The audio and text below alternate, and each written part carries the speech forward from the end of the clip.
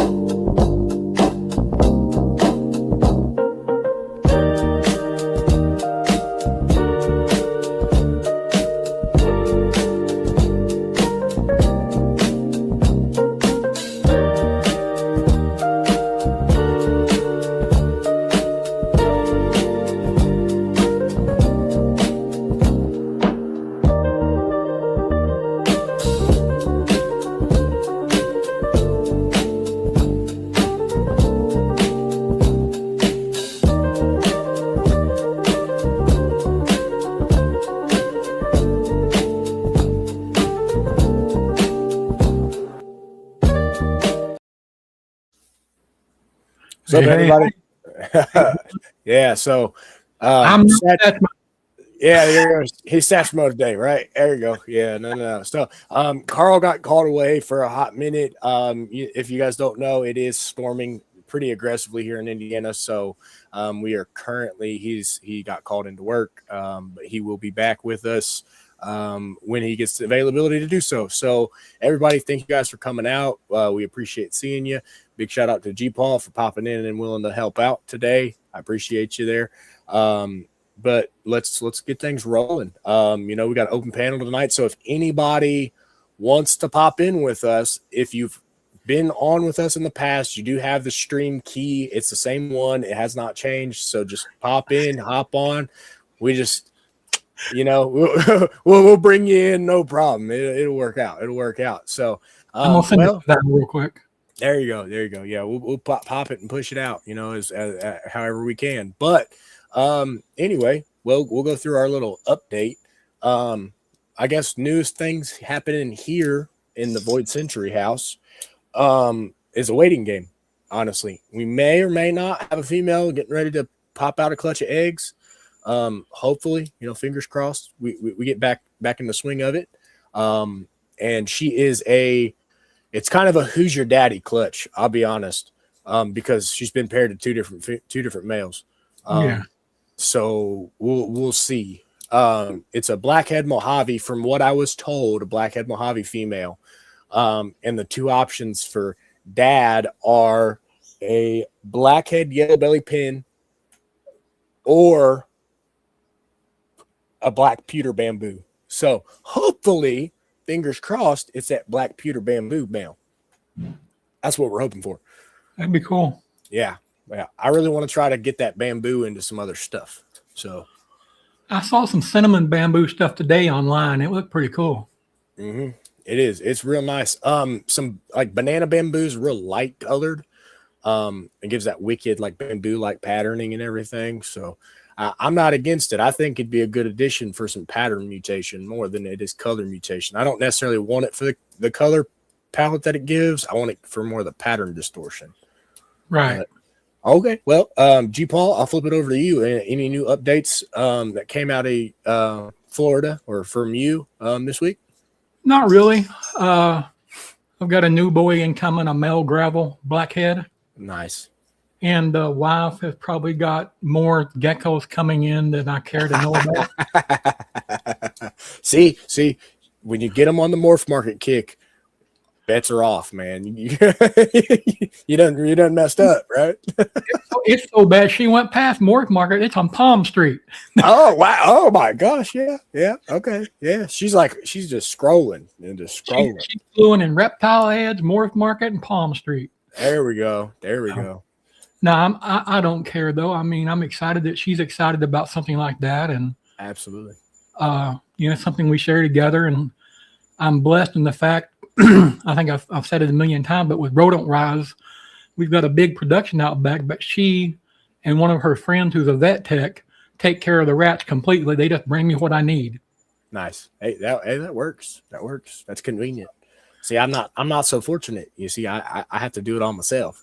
If you guys haven't noticed, we did have some adjustments. I no longer have my temporary hatchling rack going in the corner there no more. Yeah, I saw that.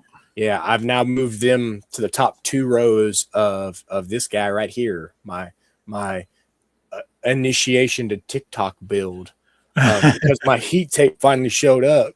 So they're Yeah. over here, and this is also like the bottom 7 rows are storage right now for all of my other nonsense because I have way too much stuff, and also for my seeds, because I am late to the party on my grow out stuff. So I have Yeah.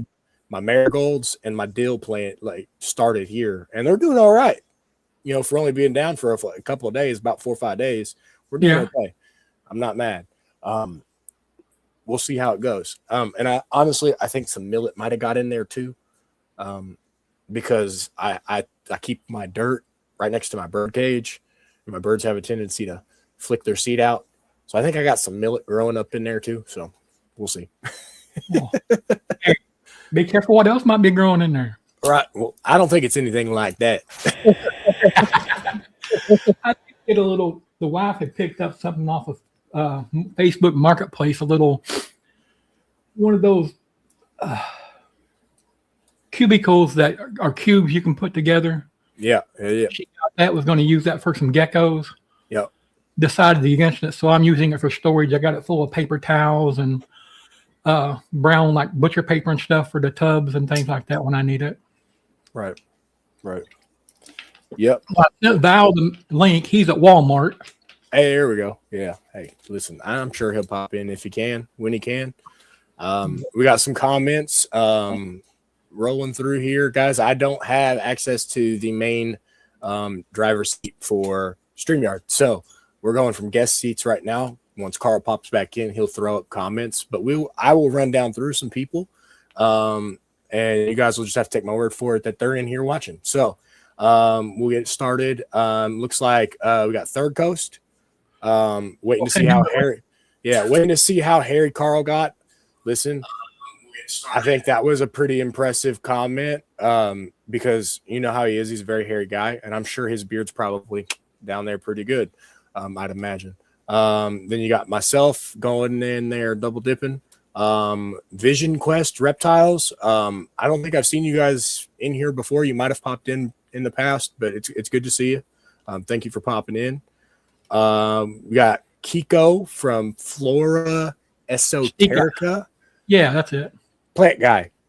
You want to talk plants? He's the guy to talk to. And he will do you right too, guys. I mean, you call him and talk to him. He'll fill out what you need, what you want, kind of give you a heads up and a guidance, very good guidance, and get your set up good.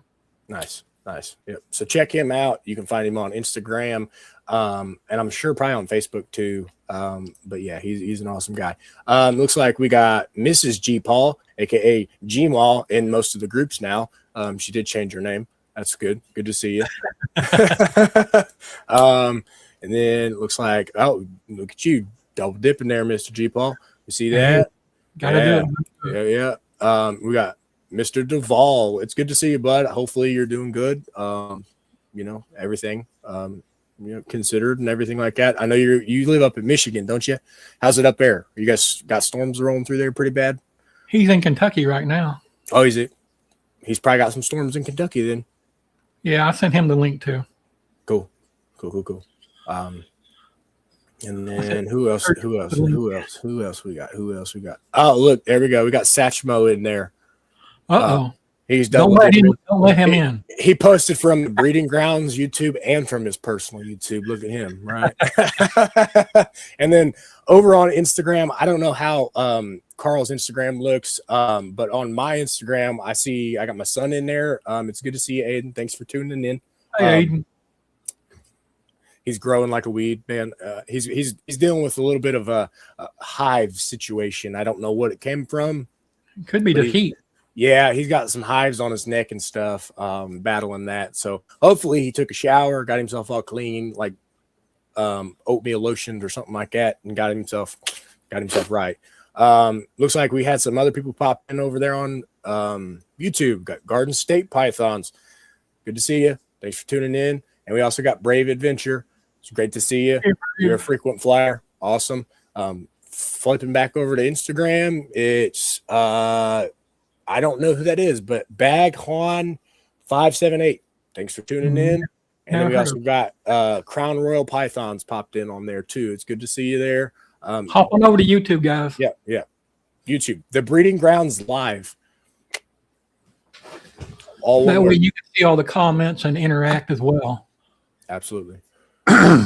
But anyway, okay. Well, G Paul, what is your most anticipated breeding project that you got coming? Like in the works? It will probably be the fall, but Super Stranger Cypress Clown for sure. Nice. Next year, I want to add the blackhead and gravel into that as well. Right on. We should get something pretty dark out of that. Make you happy. Oh yeah. Listen. You Hey, throw me. You go like and this and say, "Oh, I'll send it. It's got a place here." You already know. I already know the address. I won't ask. It'll just show up. One day. You not need to be at FedEx tomorrow, bud. Well, see, and that's the problem for us. We're actually experiencing, so FedEx doing their little shutdown thing and restructure. Yeah. We're actually losing our shipping center here, so we're gonna have to start commuting over to. I think where's the closest one? Like 30 miles, right? Yeah. I think it's like about 30 miles, about an hour drive from us. So I mean, shipping and receiving wise, it's going to be a little bit of a challenge. I was talking to Carl and I said, hey, what does that mean for us? Like, as far as, looking at, building up, export and import and stuff. And he was like, honestly, you deal with it. I mean, a little bit for a little while.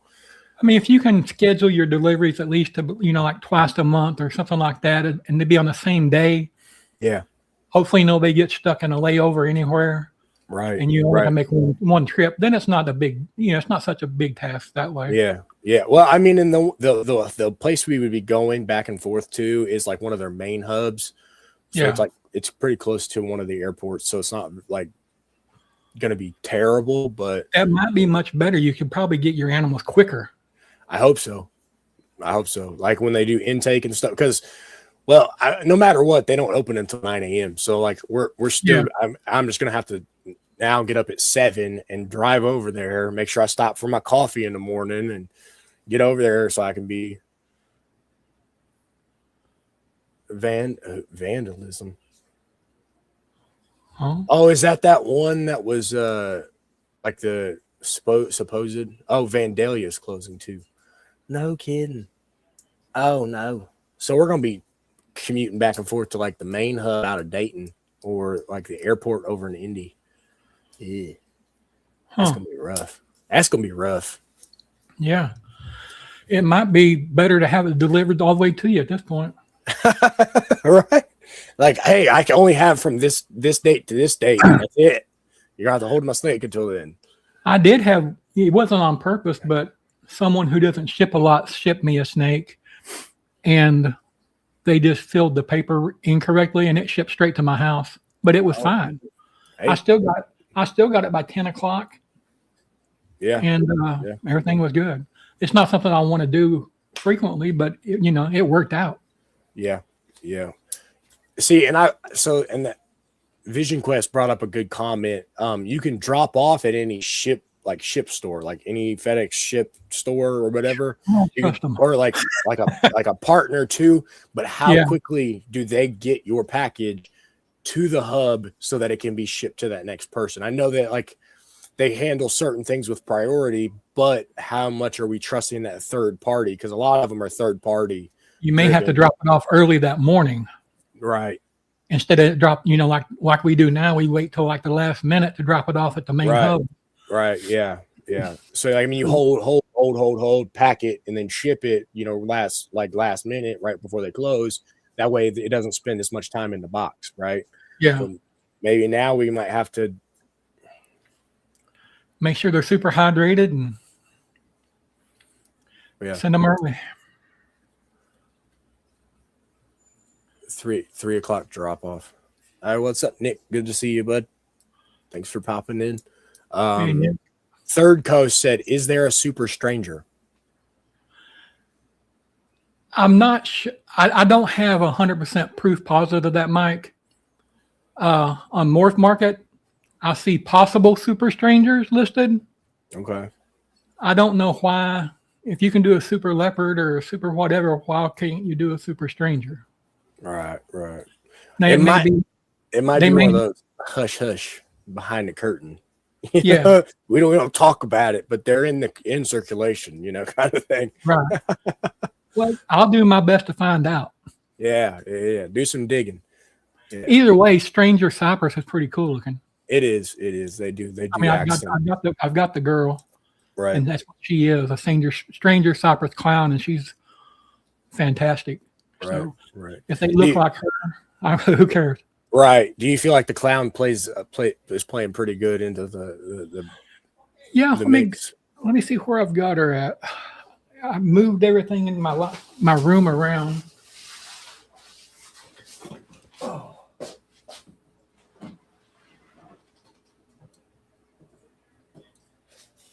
She's actually lightened up some. I got you. Oh, unwind here, girl. She's going in the shed, so she's pretty dull right now. I got you. Oh yeah.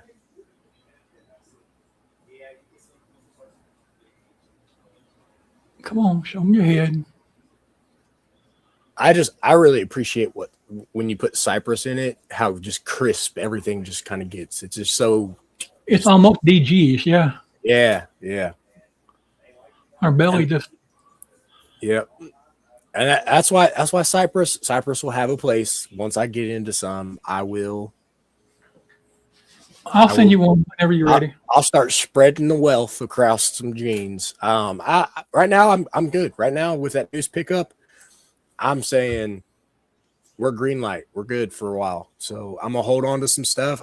The goal is to do quite a few holdbacks. And build the actual collection that I want. Oh, we lost him. Oh no. Anyway, but yes, that is the goal. Kind of moving forward is to produce with the collection that I've already kind of gathered and collected, and turn it into that future, that next generation of sorts. Where I'm not so much working with as many hets, I'm working with a lot of visuals more. So,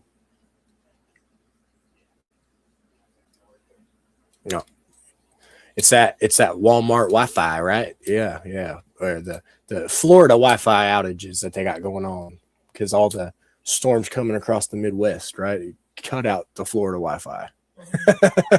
There you go. I heard a buzz on my speaker and it just went white. Whole screen. Yeah. But it seems to be pushing it up high too. I mean, it pushed all the alien heads up pretty high. Right. But anyway, I love some Stranger. Yeah, right. And Third Coast said calico. He said it just doesn't like calico. Well, I mean, I got you. Yeah. I'll try to avoid that. Yep.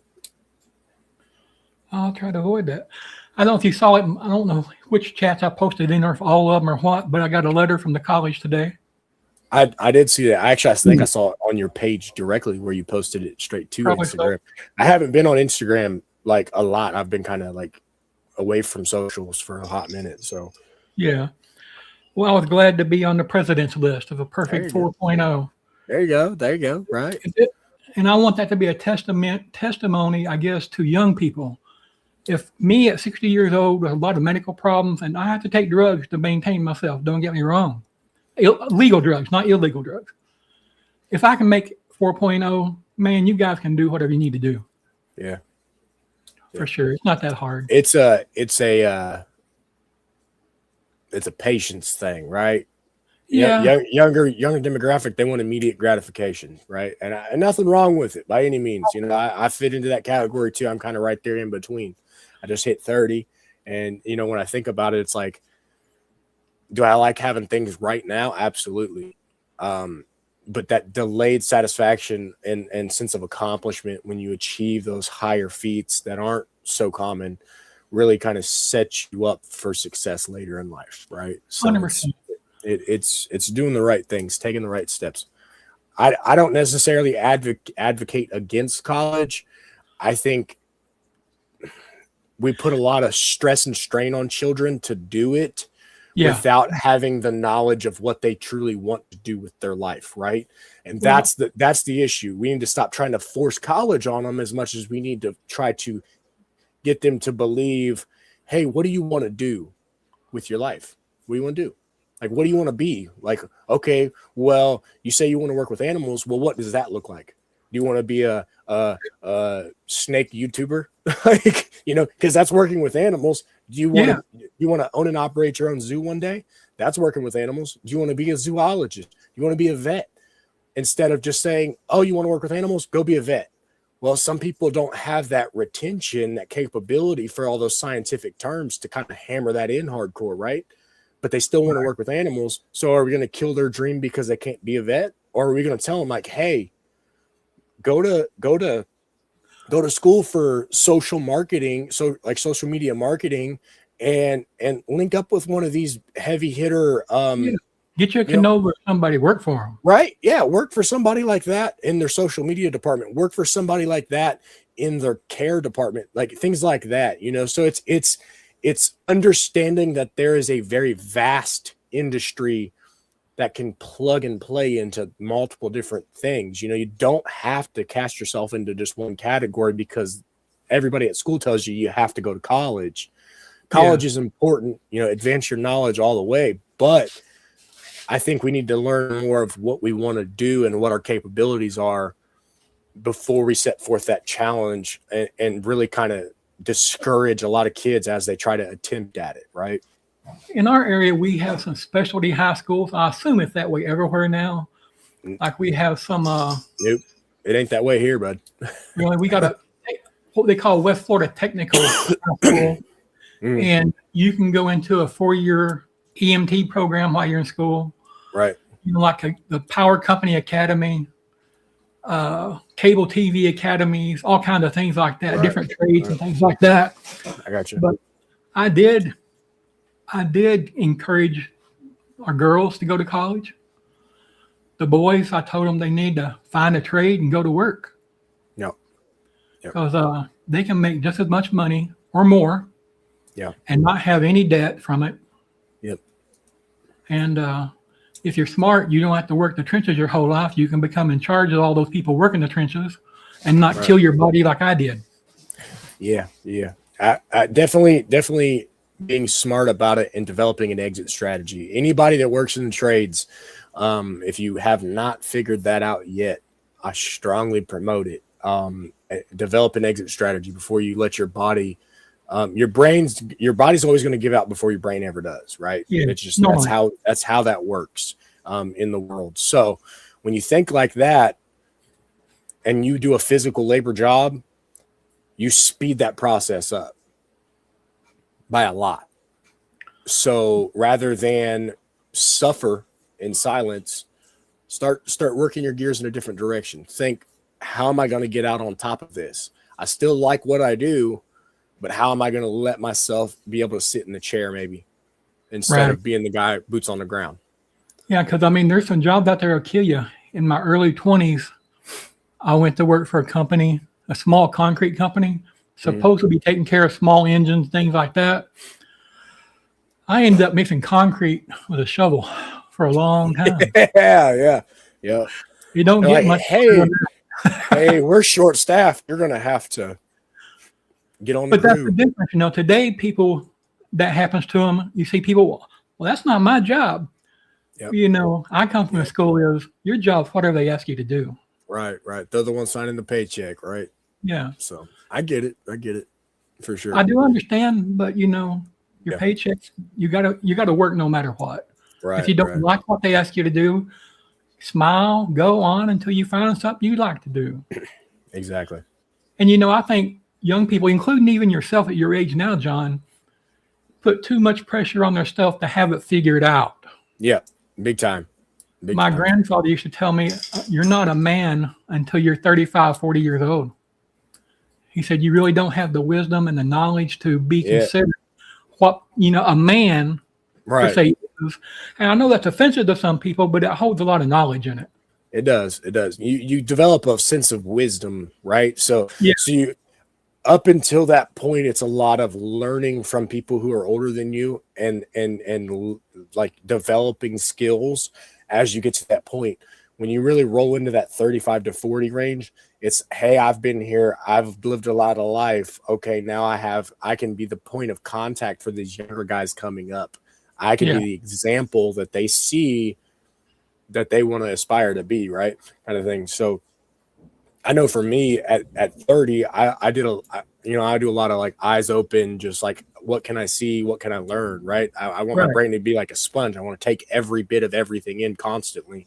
That's if I'm not learning, Yeah. if I'm not learning, I'm not doing it right. Right. I mean, 100%. So I got to be learning and growing like skill wise all day.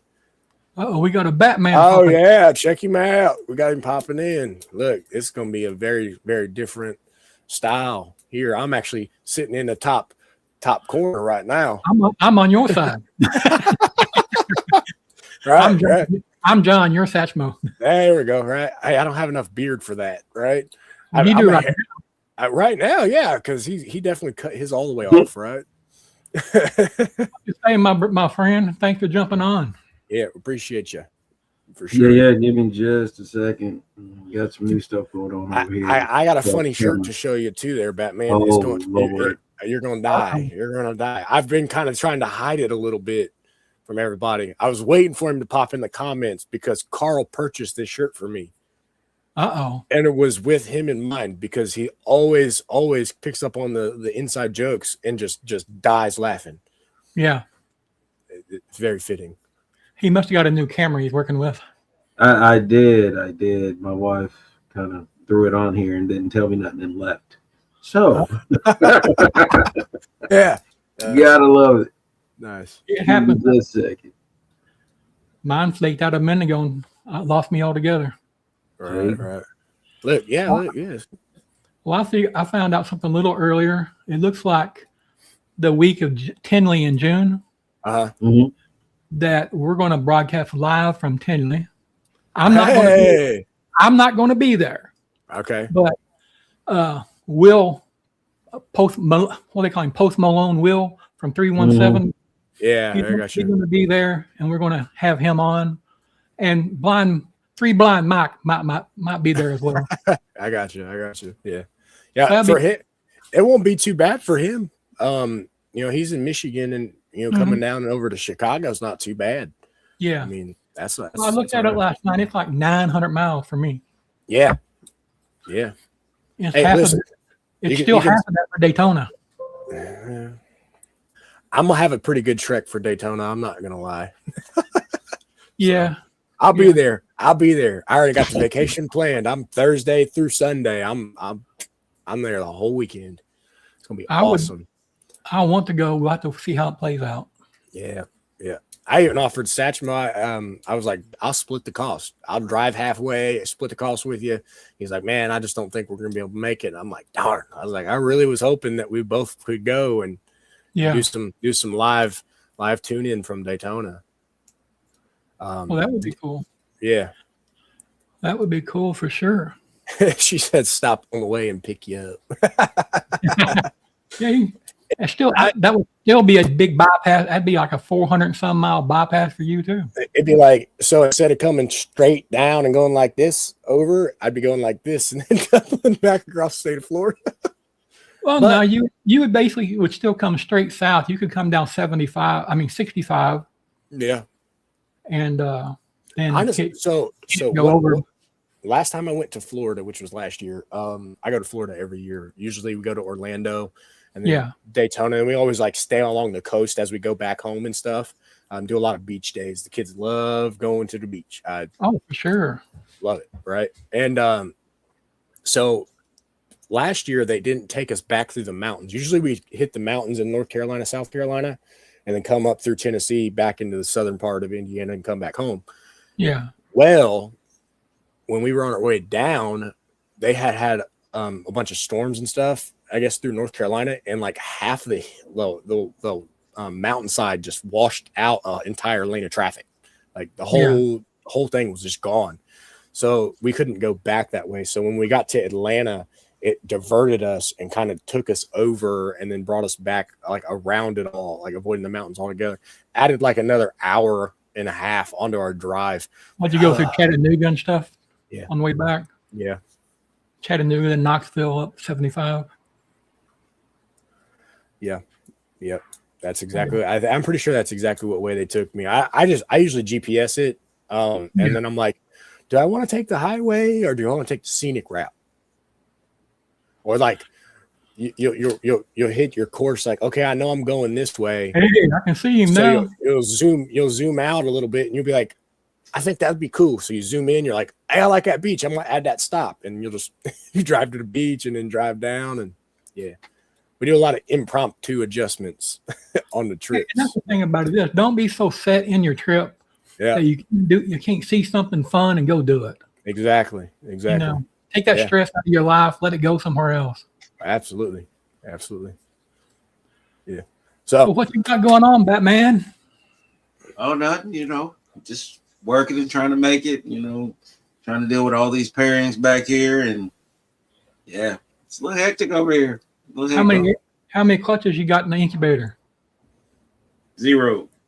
Really? Hey, he's got quite a few pairings and quite a few females that are probably pretty close, I'd imagine. Yeah, I got at least smallest follicles we got over here is maybe 12, 15.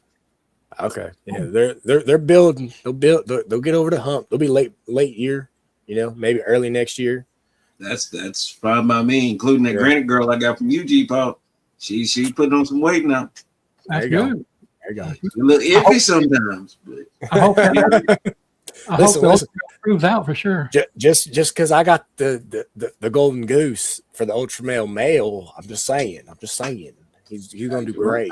Because I already have my male, so I didn't. I was playing head to head, right? So I have a head male, and I was gonna long odd that thing like crazy. I'm like, I was like, can I get ahead of the curve just a little bit, just a smidge, right? Like, so I got lucky with that male, bro. We bought him as pretty much, he might have been 300 grams when we bought him. Yeah. Visual ultra male hypo. I was like, no, let me get it. Yeah, no question. I'd have done the same thing. In about 3 months, I actually saw a visual ultra male. I think it was a single gene on Morph Market today for like $150. Yeah, standalone, they're working their way down to being affordable. But that might have been what I paid for. Yeah, I'm telling you what, in combos, especially in some other like ultra pied combos. Yeah. Well, hey, I'm not a brown guy, but Sunset Ultramel Sunset looks pretty good. Listen, we were talking about it last week when Jamie popped on. She sent me the pictures. She's got me sold that it might work. Even if you add banana into it, it's not so bad. I don't know. No banana. No banana.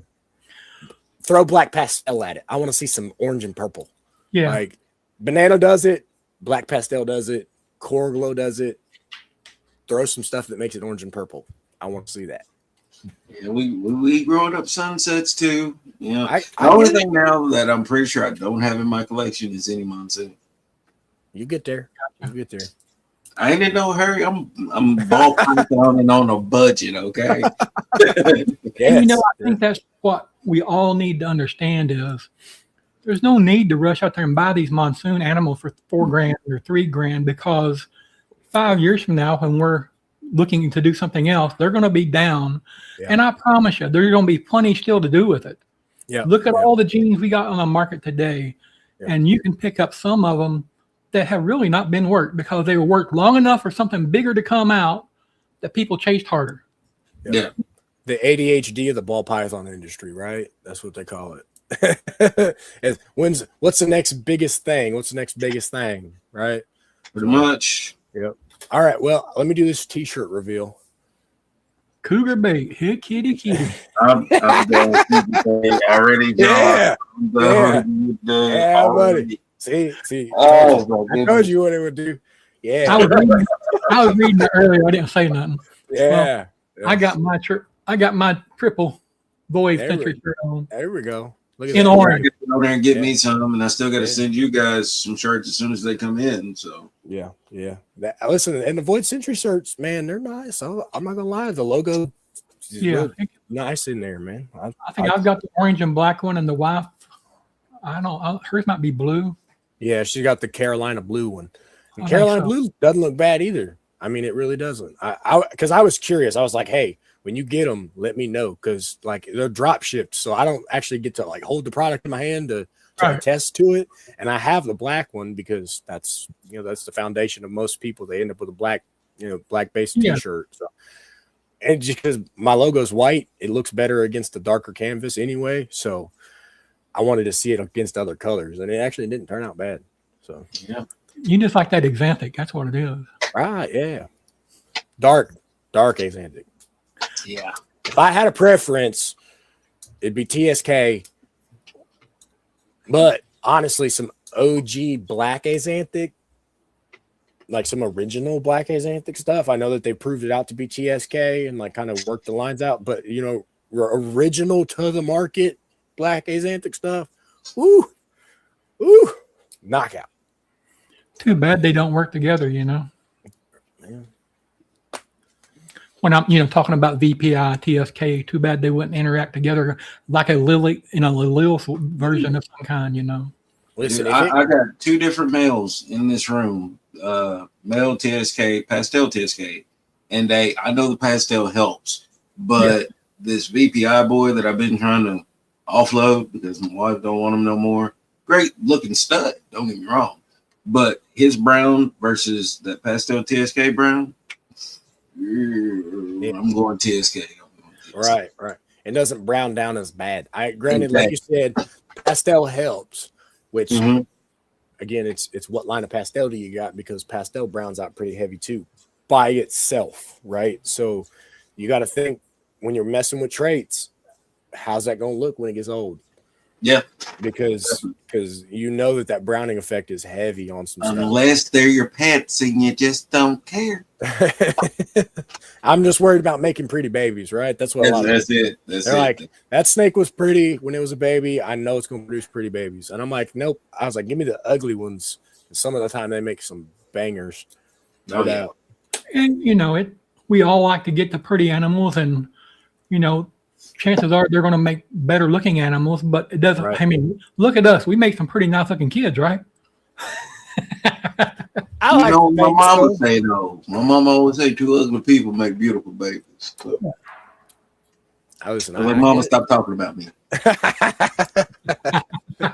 Listen. Yeah, I mean, I've heard it before too. So all my kids are gorgeous, but they definitely don't get it from their parents. So Well, all my children got their looks from me because I don't have any left.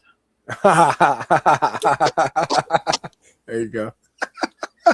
Touche, G-Paul, touche. There you go. Oh. So, You got Dennis said put hypo to it, it won't brown out. Yeah. He's not wrong. I mean, it'll ghost up, but it won't brown down. I mean, he's not wrong. Well, they're head hypo, so The pastel DG looks pretty good too, I think. Oh, they're made for each other. Pastel DG is But I'm talking about the pastel DG Exantic. Yeah. I mean, they all of them, all 3 of them work together like perfectly. Yeah. They're made for each other, 100%. Yep. It's no different than you say, okay, hey, I got this black and gray thing, and I'm going to put something that cleans it and locks it down, and then I'm going to brighten it up even more to enhance the color palette that much further.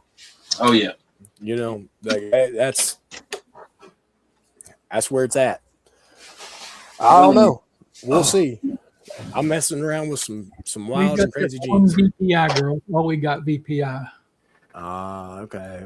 And she's starting to turn brown. You can see it. Yeah. She's young. Yeah. I got her like at 80 grams. Gotcha. And she's not mean like yours. Most of my VPR do get a little spikes too.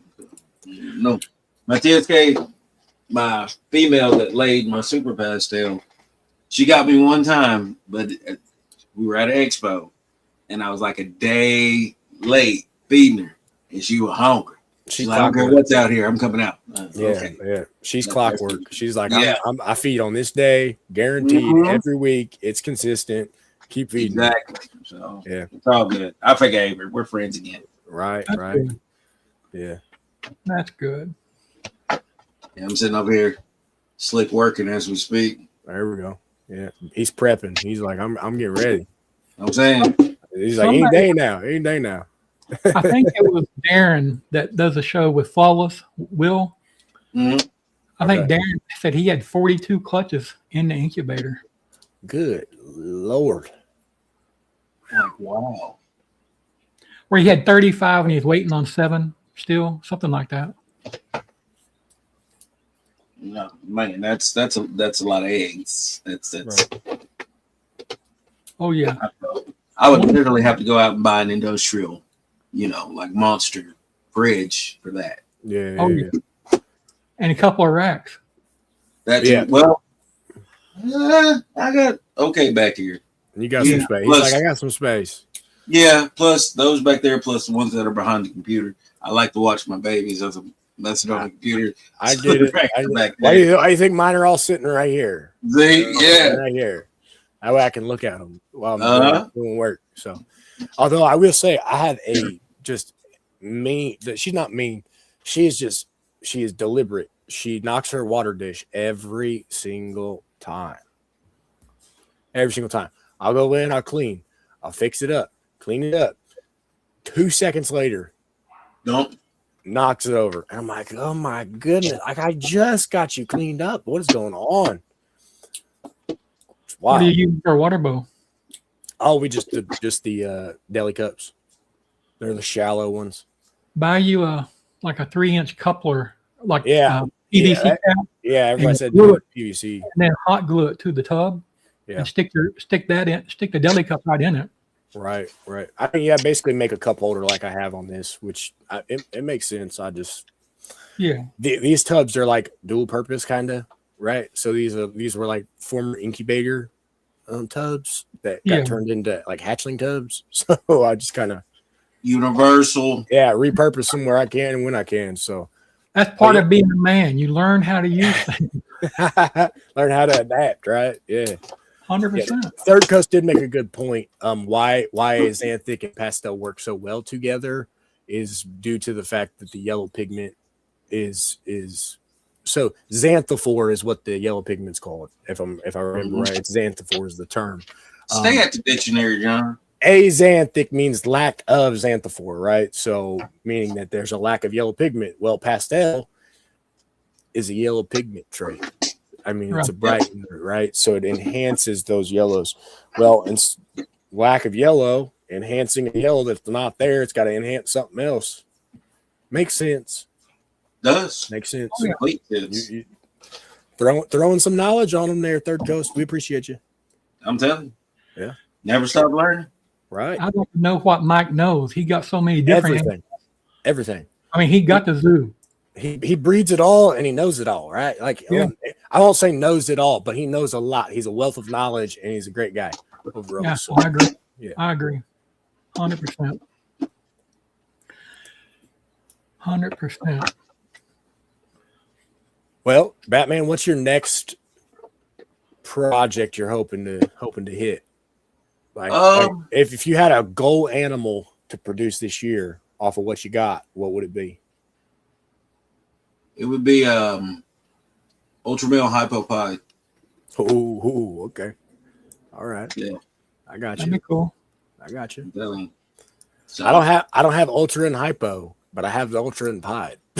see, I do. Yeah. I got two. Well, I got a leopard ultra male hypo boy, and an ultra male hypo girl. There you go. Plus their dad, who is ultra male het hypo. Gotcha. I got you. Yeah. Now You just got to I am running hide. Yeah. I'm actually running my visual ultramel hypo to my TSK girl. Okay. So then I'm running my ivory, my super yellow belly het ultramel het hypo to my leopard double het ultramel hypo. So you're going leopard YB ultra. Okay. Yeah. Okay. All right. I can get behind it. I can rock with it. Yeah. I'm saying something See, level ultramel and pastel ultra pied male once he's finished growing. Like he's got quarantine. He's a proven breeder, so he came to me as a proven breeder. So I know he'll produce. It's not a problem. I actually have his son, and that's the het ultra male that I got. And then I have his ex-wife as well. We'll call her his ex-wife, the leopard pied, who's mom to the male that I got, right? So I got a whole family rocking and rolling that I picked up. Hey, ain't nothing wrong with He's a dude, right? He hooked me up. I was like, "Are you kidding me?" He was like, and I paired that because he was like, I paired that male to that female that you got from me, and I'm like, "Do I have his kid?" He's like, "Probably." I'm like, "Makes sense." I mean, it makes sense. So, yeah, I'm telling you, ain't nothing wrong with it. I like it. But I'm taking him to a leopard het ultra female, so that way I can produce. If everything plays out, it's pastel leopard ultra het pied, and then do some holdbacks and then roll it back in. Which type of leopard do you like better, the spotty kind or the stripy kind? Well, definitely, that's a fair question. I like them both. I haven't seen a bad one that I don't like. They both have their place with certain traits, right? So, like, if you put it with spot nose, you're going to want something that's got more spots on it, right? You're not going to want so much stripes. If you got something that's else, I mean, you might go with the stripe option. Mm-hmm. So, I think the stripe and the black pastel works pretty good. Yeah, I could see that. We were talking last week, John. I forgot. I thought I didn't have any blackhead. Yeah. And I do. I got a blackhead HRA fusion girl. Nice. See, look, there he goes. And he said, look, and he sold himself, right? He said HRA. HRA is definitely a great trait to work to blackhead. It works phenomenally in it. Just saying. Well, I've got a blackhead male I'm picking up tomorrow from my girls. Just a blackhead gravel. Yeah, look. Yeah, G-Paul, when you pick up something, just pick up two, okay? Just pick up two. Buy more than one. Just pick up two and send you one. Ship one to your house, right? That's it. That's all you gotta do. Yeah. No, I'm really waiting on this DG het puzzle I got growing up here. Okay. He's pretty. He's there. Yeah. See, and I got some plans for DG stuff. So I want some DG G stripe stuff, and then some DG pied G stripe stuff. So see, I got a couple of het pieds, and a couple months ago I got a Miss G Paul. She said something about having me buy more than one. She said you got told no. I promise it'll be okay. Maybe. Hey, you may tell you how to get her on your side, man. How's that? Just send her a gecko. Send her some more crap. Hey, we just got 2 leopard geckos in, so I ain't one for the animals with legs. So you never know. If my daughters want to come up off one, it's coming your way. There you go. Yeah. It's pretty too. It's like black and white. Is it one of those mock snows or whatever they call them? Don't get me to lying to you on camera, because I will. It's just one of those things, because I do not know. Hey, there we go. Actually, talking geckos, I had to order some crickets and some mealworms for my kids. They got leopard geckos and stuff. Yeah. I just got a notification from Fluker. They're sending my stuff, so he'll be here in a couple days. Yeah. Anybody, I will put all you guys on game. If you guys are ordering crickets, do it in bulk and buy from Fluker Farms direct, because they will ship them straight to your door, and they are like pennies on the dollar to get them shipped straight to you. You have to mess with me that, because I'll forget. Yeah. And everybody's like, "Oh, we just go to the pet shop," and I'm like, "Yeah, you're spending like 15 cents per cricket." They were charging like $5 for 50 of them here. That's nuts. Mm-hmm. I can get 1,000 of them for like $20. Yeah, I know. Online and get them shipped straight to me. I had the leopard gecko at first, and I ordered mealworms from them. Yeah. And then made me a tub up and just started raising the mealworms. And when they turn into beetles, pick them out and feed them too.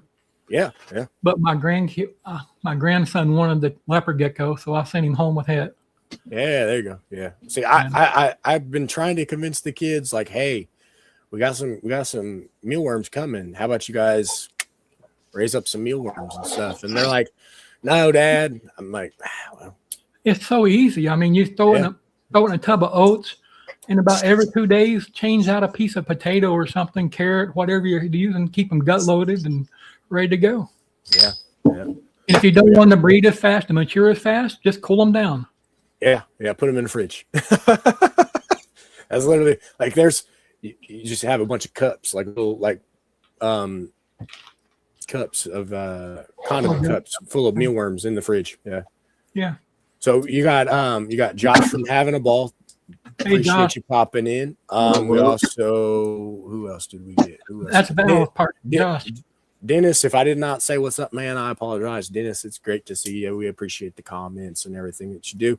Satramo says he's got some more show display stuff coming in, so he's prepping, and that leads me to my next point, guys. We got some awesome news from the Breeding Grounds channel. If everything goes to plan, we will be doing a live interview with the hosts of the local reptile expo here.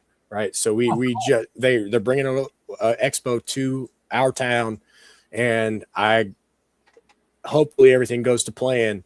Me and Satch will be interviewing directly in person, and we'll be posting it here on. Hopefully, if we can do it live, we will. If not, it will be a pre-record with just several questions and everything, and we'll just kind of leave it open for any comments and anything like that.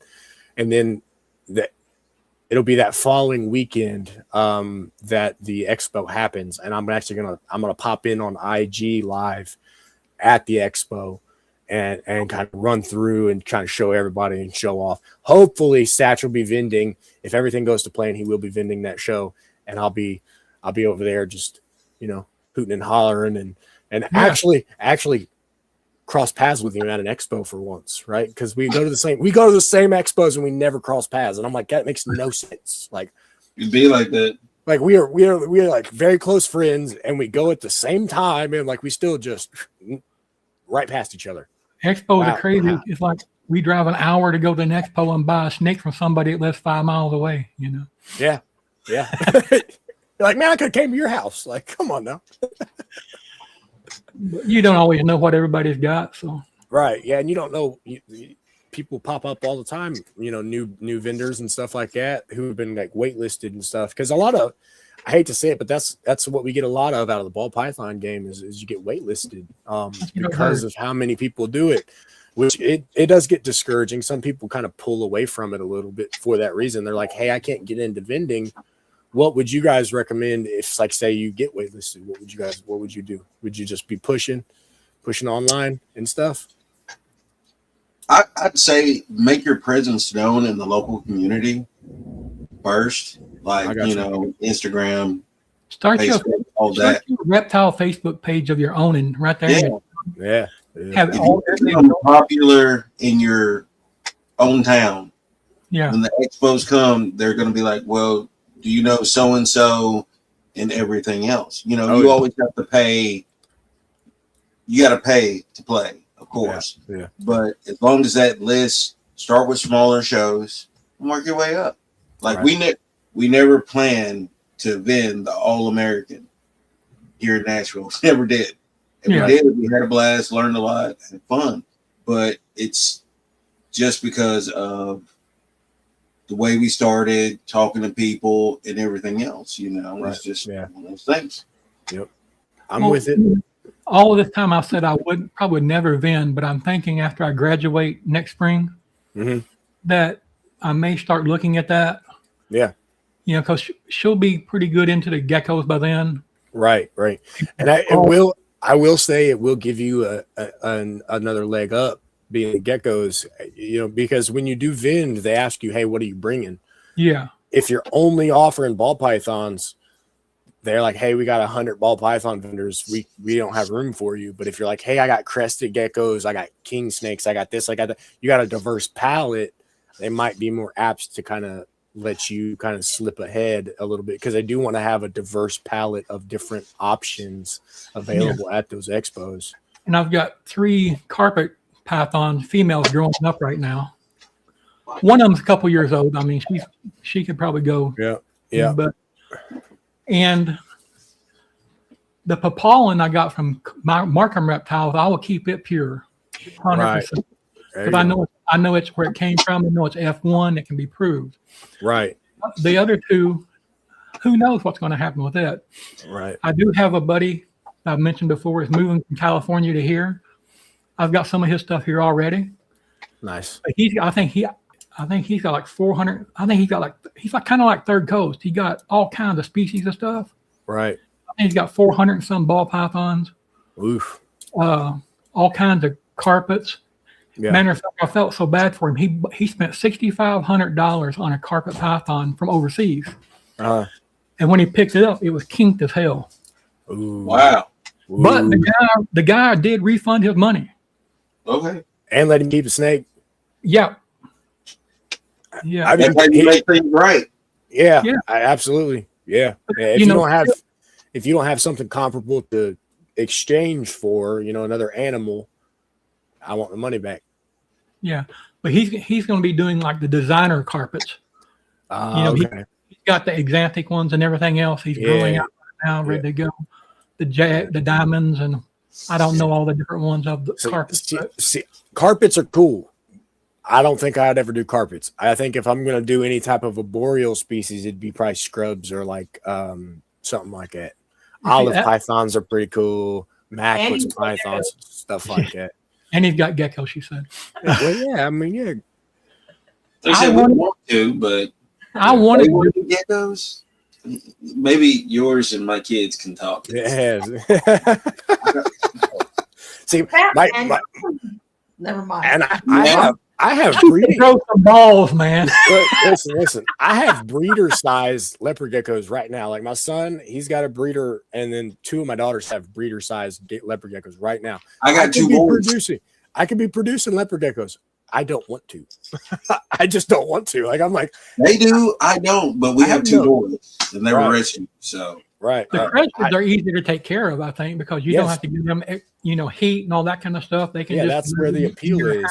Stuff, kind of you throw some Pangea growth and breeding in there, mix it up, toss some crickets in there every once in a while that are dusted.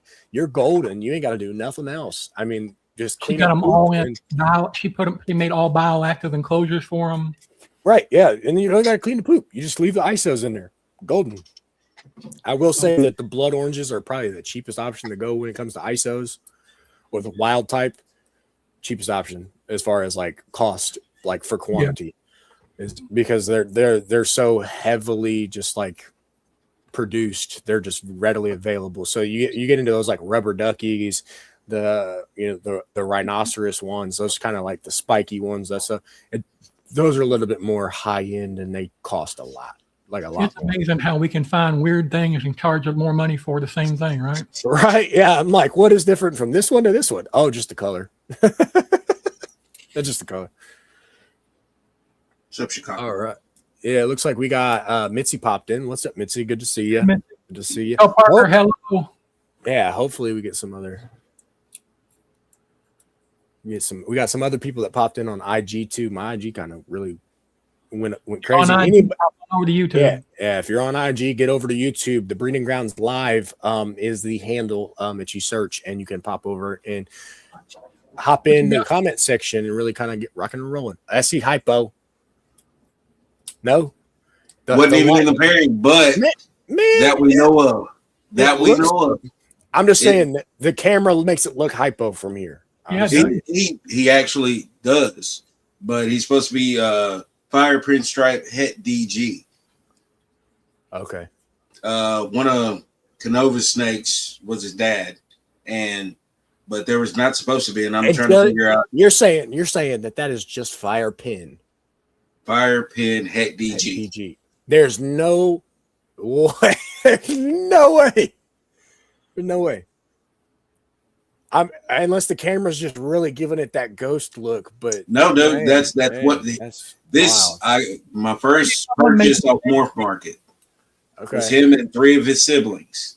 Okay. I sold 2 who were fire pins. They looked like it. Yeah. And Yeah. I really bought them for him, and I kept his sister, who looks like a normal, whatever. Gotcha. But him, I'm like, there's no way he can just be Yeah. a fire fire pinstripe. There's no way. I mean, Maybe they accidentally put het DG instead of het hypo. Maybe, but even but he looks hypo PG. don't look like it. He looks like he would be DG or hypo. Honestly, I mean, just Yeah. be real. He's a great dude. Like, he's going to breed for us at the end of the year. He's big enough now, but Right. he still ain't going nowhere. First purchase and everything. Oh yeah. He's sweet dude. I get it. Kids don't mess with him no more because he's gotten bigger and he's a boy. They're girls. Oh, you can deal with that. Yeah, pretty much. Gotcha. You're just afraid he's going to crap on you in a minute. Hey, Yeah. listen, it happens. It happens. Now that the first girl that's due to lay for us, this Humblebee, yeah, she every time somebody pulls her out, dude, she goes to the bathroom. Every time. Yeah. Some of them are that way. They prep it up and then just wait for it. Well, I'm still talking to this gentleman that's my age that is on the West Coast. It's a ball python breeder about starting a second podcast. So we're There going to you have, go. we're having a discussion in the morning. He's going to call me. Yeah. And I'm not sure exactly what route we're going, but we've been looking at names kind of like Balls Deep or something like that, Something to get our people's attention, make them think, Dude, Life alert. So you got to play into the fact that you guys are older gentlemen and saggy balls, huh? yeah, right. There you go. Right. Yeah. I think you'll get the wrong crowd, honestly. If you call Probably that. so. Will you send me some feet pics? No. Oh Both of my y'all, goodness. Both of y'all. Oh my goodness. That's great. Nah, just But I was thinking about it. You and Carl doing this together is a great thing, and having each other depend on and lean on. Yeah. Since Duvall decided to jump on and help me, it is so great because he's on the phone with somebody all the time trying to book in the future. right. Yeah. I think we were like 8 weeks out right now, Nice. and he just keeps piling them on. Not that I wasn't doing it, but I don't have to do that. Right. Yeah. Nice when somebody picks up the slack a little bit. It helps. Yeah, It it evens does. everything out. Right. Well, I thought about it long and hard, and like I told him, Mike Duvall is not my co-host. He is a host. Yeah. Code to me makes it kind of look, I don't know. I don't like the word. Well, you look at it like this: if you both live the title co-host, then no one has supremacy over the other at the end of the day. So at the end of the day, when I tell people like, "Oh yeah, I co-host a podcast," that's what I do. Me and Carl, we run this, and it's our thing. We have so many people that come in and help us. Giving extra content, guests that we have come on, you guys popping in on the open panels and even offering to pop in on the open panels. It's like, hey, you guys are helping us put out some funny stuff that people like to see and hear. It's great. It's great. Speaking of funny stuff, I was just getting home right before you came on, right? Right. It's a good thing we don't have our doorbell cam hooked to where I can show it on the computer. I got my bottle of Mountain Dew. I'm heading to get to the restroom pretty quick. Okay. You ready for this? I've lost too much weight, brother. My pants hit the ground. Woo! He was peeing in the yard. No, I was busy trying to keep them pulling back up and make it to the bathroom. Right. Yeah, I got you. Of all things, right now, it's got to happen. Yeah. It's happened to quite a few people. Like, I got one. I got a story about my mom. It was hilarious. It happens. You see And she might whoop me. lovely gentleman right here. He's been cinched to the point of not even being able to hold my pants up a few times. Yeah. I got one of those ratcheting belts, man. Greatest things ever. Yeah, I got one. It's my dress belt. Yeah. Carbon fiber. Yeah. Oh, this is not carbon fiber. It's just like Well, I know. Mine is right. Yeah, printed anyway. It's not real Yeah. carbon. I mean, Batman has to wear armor, right? Yeah. And I always got a Yeah. I always got a utility belt on everywhere I go. We got all kinds of stuff. Right. Yeah. I get it. But no, this thing I bought it at Tractor Supply for like $10, and this thing is held up for a long time. I was actually kind of shocked. Oh, I'm just now getting to the point where belts work. You know, when you're a big guy, they fold over your belly and they fold down and they roll up and crap, and it's hell. I got you. But now, I don't have that problem now. Feel your pain, G-Paul. I used to be well over 350 pounds. Yeah, I was a big gentleman myself at one point. I'll be honest, I was over the 300 mark myself. So I've look at us now. Yeah. listen, and I say I need to get back on track. I got up to like 240. I'm like, man, you've been down under 200 pounds well into adulthood. You gotta get back to it. You're slacking. Yeah. So. I'm trying. I just don't go to the gym. I just work overtime. That's my workout. There you go. You need to lift that gear. I got you. Right. And when you work a lot of hours and things, you don't eat the best either. Yeah. True. I do have a tendency to eat a pack of donuts in the morning. You stop into the gas station, you're like, oh, they got lemon donuts. I'm gonna get some lemon donuts. That sounds good. Make sure I don't leave myself enough time to stop at the store. There you go. Yeah, see. Or you get home at 9:30 and then you're starving. You sit down, you eat, then go to bed. Right. Yeah. That's just bad. Yeah, I've done that too. We ain't ball pythons. We can't do that and be okay. Right. Yeah. Listen, I'm a peanut butter junkie too. I will eat peanut butter too. Like, hey brother, all my boys, my grandsons, even some of my granddaughters, if you can't find the peanut butter, you'll be in one of the bedrooms with a spoon in it. 100%. Sitting on a nightstand, big old spoon shoved in it. Yep. Crunchy or smooth? Oh, you gotta go creamy peanut butter all the way. I like. Now that I'm old and have no teeth, creamy for sure. Right. I see the appeal to crunchy peanut butter, but like it's like you tried, but you didn't do enough, right? Like just blend it up the rest of the way. Peanut butter is butter for a reason, right? It doesn't have to have lumps in it. It's called butter for a reason. What's your favorite kind of peanut butter? I'm kind of impartial to Jif, but that's just because it's kind of what it's been around for a long time. But honestly, I actually like doing it myself. I've never done peanut butter. We did apple butter and things like that growing up, but we never did peanut butter. Yeah. Yep. I love cashews and stuff like that too, but out of the game for now. Right. Yeah. And you got unless I make about 25 grand selling ball pythons one day extra, I can go get some implants done, you know. Might happen. Listen, I've got the partials and stuff, but hey, it's a different ball game. Right.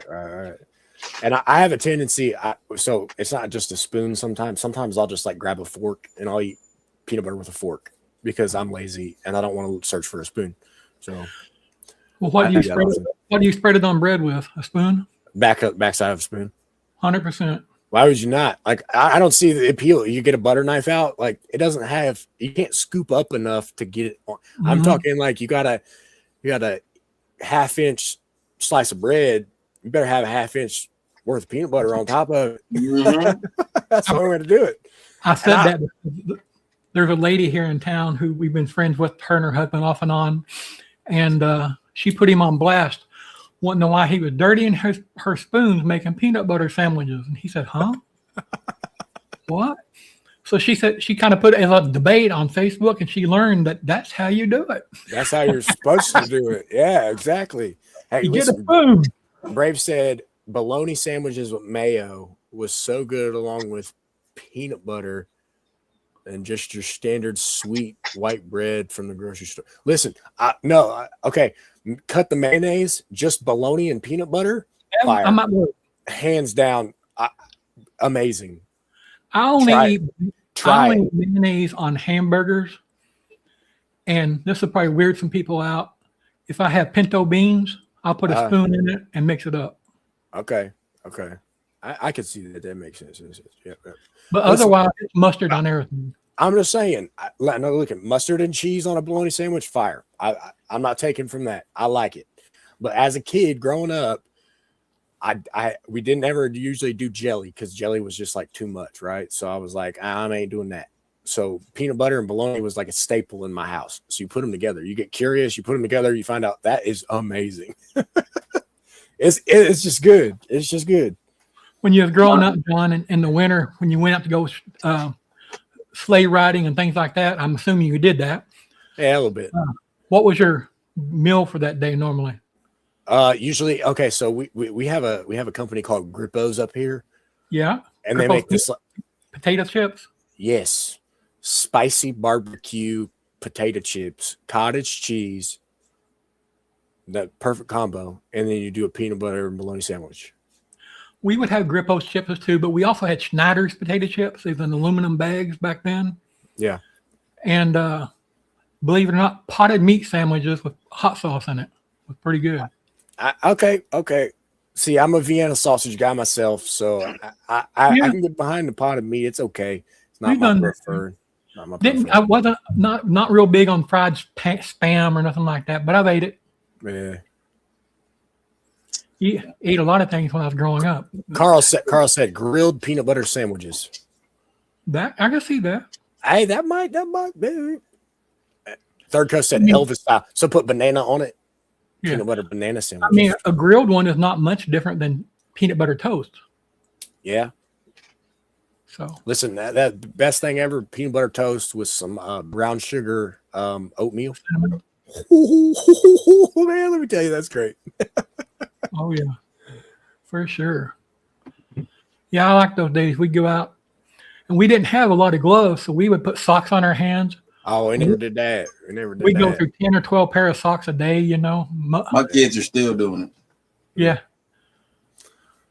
Now, for the amount of money I spend, I buy overalls. You guys got big winter coats. You guys got gloves, hats. You better have it on your body if you're going outside. Hey, I ain't doing that. Man, that sounds like rich people problems to me. No. Listen. I want them to be taken care of and stay warm. That's it. I know, man. Because the first time that they see snow coming, right, and there's a little bit on the ground, the first thing they want to do is no gloves on their hands and just go like that and pick it up. And I'm like, why would you do that? Your hands are gonna hurt. And sure enough, my hands hurt. And I'm like, told you. Well, growing up in the 70s, putting socks on your hands was taking care of them. Mm-hmm. But for sure. Of course, we did a lot of things as kids that I would have never allowed my kids to do. Well, yeah. Too dangerous. You ever been riding your bike and come along a train track there, and the cars are going down through there pretty slow and got the doors open, and I wonder if I can jump inside of that thing or not. Yes. Yeah. And then you end up like 12 miles away. No, I never jumped a train. I thought about it. I also thought about hey, if I can get my, you know how you see the Fast and Furious movies and they jump the train. Yeah. If you time that out perfect on your say you have a ramp, if you could time that out perfect with a bike, could you jump? You think you could jump through the train? I'm like, and it would be great till you land. No shot that would ever actually work because of the difference in speed you'd just get swept, just gone immediately. But yeah. It's my hangout buddy.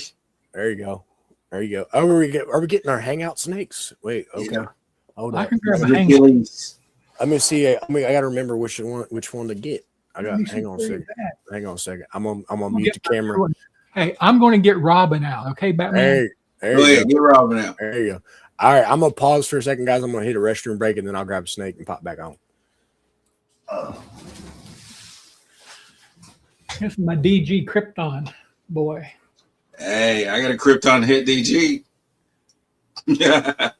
Open up, hell. Oh yeah. Wide straps. Mm-hmm. I finally got me a Krypton, even though I don't like Superman, but whatever. Yeah. Well, you know, I got Superman. My first tattoo was a Superman on my right arm, but instead of the S, I got a G. Okay, I can see it. Oh, where are you going? The wrong way. But Achilles talk. Where you going? I'm gonna put him to a bunch of the clown girls next year, I'm sure.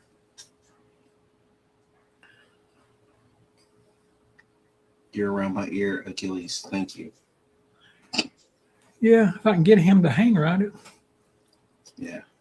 He's actually one of my breeders this season. Yeah. So he's probably looking for a girl or something. He's Oh, younger, yeah. so Yeah, if I open that over there with where my spot nose clown boy is, he's immediately right there. Where they at? Where they at? mm-hmm. Put me in there. In high school. No, I'm just kidding. Put me in, coach. That's it. Put me in. Achilles. So the family all doing good? Oh yeah. Yeah. Uh-oh. I got a pretty one. Oh, he brought out the pie. They gonna like you. Pastel Pied Ultra. Yeah. This is the new edition. Lucky you. I know, right? Look at him. He's gorgeous, ain't he? He is. I'm so pumped about him. I got him out and I'm like, oh man, you're epic. Like you're epic. So he was a birthday present to me. So Lucky. yeah. Well, that's where my pastel DG head hypo came from. Was a birthday present. Yeah. This one's a little easier to deal with. There you go. Oh, he's into the firefly. Nice. Dude, I picked this snake. This is one of the first snakes we bought, and we stopped at my homeboy's house, and we bought 9 snakes first night. And this was one of theirs. His wife had him since for like 11 years. Right. Yeah. And I was like, I want him. And dude, I thought she was going to cry and everything else. I felt so bad. And I'm like, I promise you, he's never going anywhere. If he goes anywhere, he's coming back to you. So yeah. We use Klaus here, and a lot of the kids hold him at school and things like that because he's just right as calm and gentle as can be. I can't let him go off my back like that because my chair's got 3 holes in that back there. Mm-hmm. He can climb right through it, ain't he? And they get it through there, and it's almost like they want to get stuck in it. Yeah. Look at yourself. You want to look at yourself? He got a piece of stuck shit on him. Yeah, this is the guy I take to church and everything else for the kids. This one went to church too. The wife took him. They were teaching a lesson on bravery or fear. Gotcha. And they wanted somebody to bring a snake in, and so he went to Sunday school class once.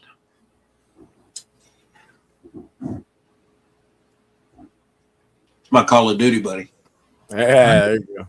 He loves the colors. He just sit there with his head on the side of the tub and just watch. So John, on What's your up? pie and on yours too, Batman, on the neck right here, do they have gray marks?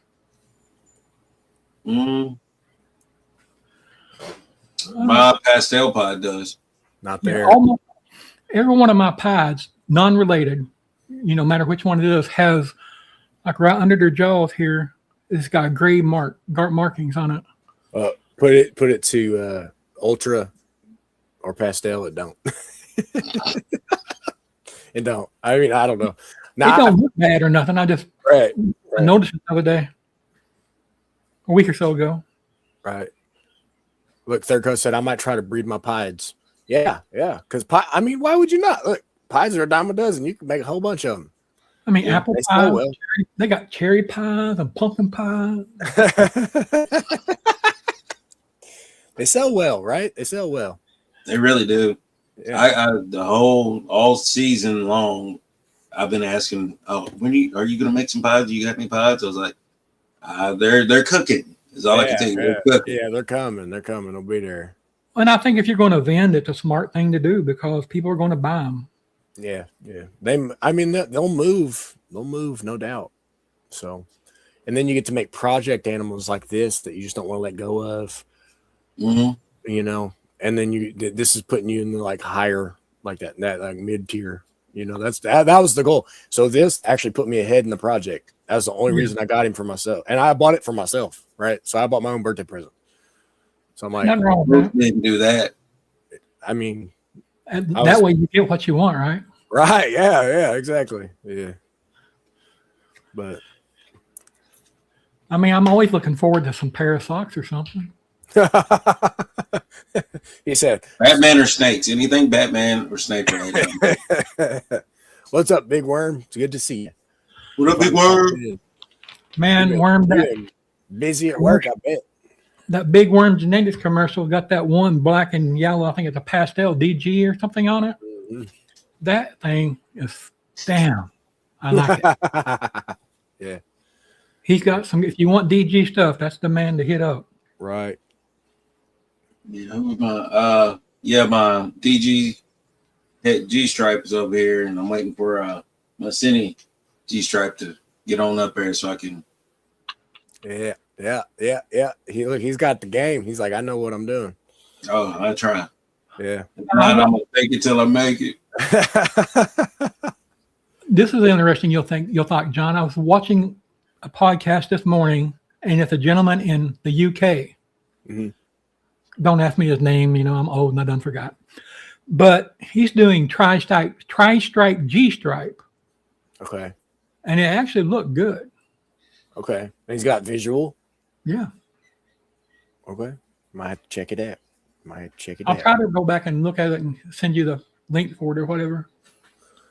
But yeah, you're doing tri-stripe G stripe and wanting to see if he can put D stripe into it and see what. So he's going the all stripe. I got him. See, I gave it some thought. You know, go super because super stripe you can get. Well, and he's using Spectre too. So. Yep. He's trying to get something that's like wicked. He's trying to blend them all together to see what it'd make. Yeah. Curiosity get the best of you with all that. I mean, that's some pretty high-end projects too when you're adding D stripe in it because that stuff's not cheap. No, D stripe's expensive. I was looking at it. I was like, oh my gosh! Like even to the hets, like you're playing long odds with the hets, and they're up there too. They're right around there. And it's just because it's not because they're more valuable. It's just because they're not out there. Yeah, they're very scarce. Very scarce. Sorry. Someone decided they like G stripe and tri-stripe better, and just never did anything with it. Yeah. So now the ones that do have it going on. Right. Which, from what I gather, there's not very many. I think only one person that's got it on Morph Market right now. Yeah. That's how it was. Granted, that's been quite a few months ago, but it sounds right. But I'm looking right now. Look. He's like, I got it tapped in. I got it held up in the background. He'll see something he wants and buy it. See, he's bad about it. That's why Morph Market is hidden in like multiple folders. You have to go through like multiple folders on my phone to get to it. Well, I'll just type it into my damn browser and skip it. See, look, yeah. I don't skip nothing. I'll be chilling upstairs in the game room or something like that, and I'll get bored with the game and take a break, and all of a sudden it's just endless scrolling on Morph Market. Yeah.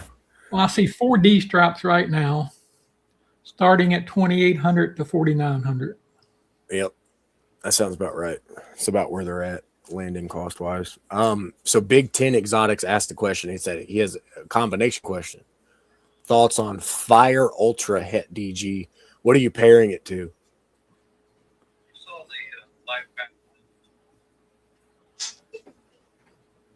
Sorry. Very good.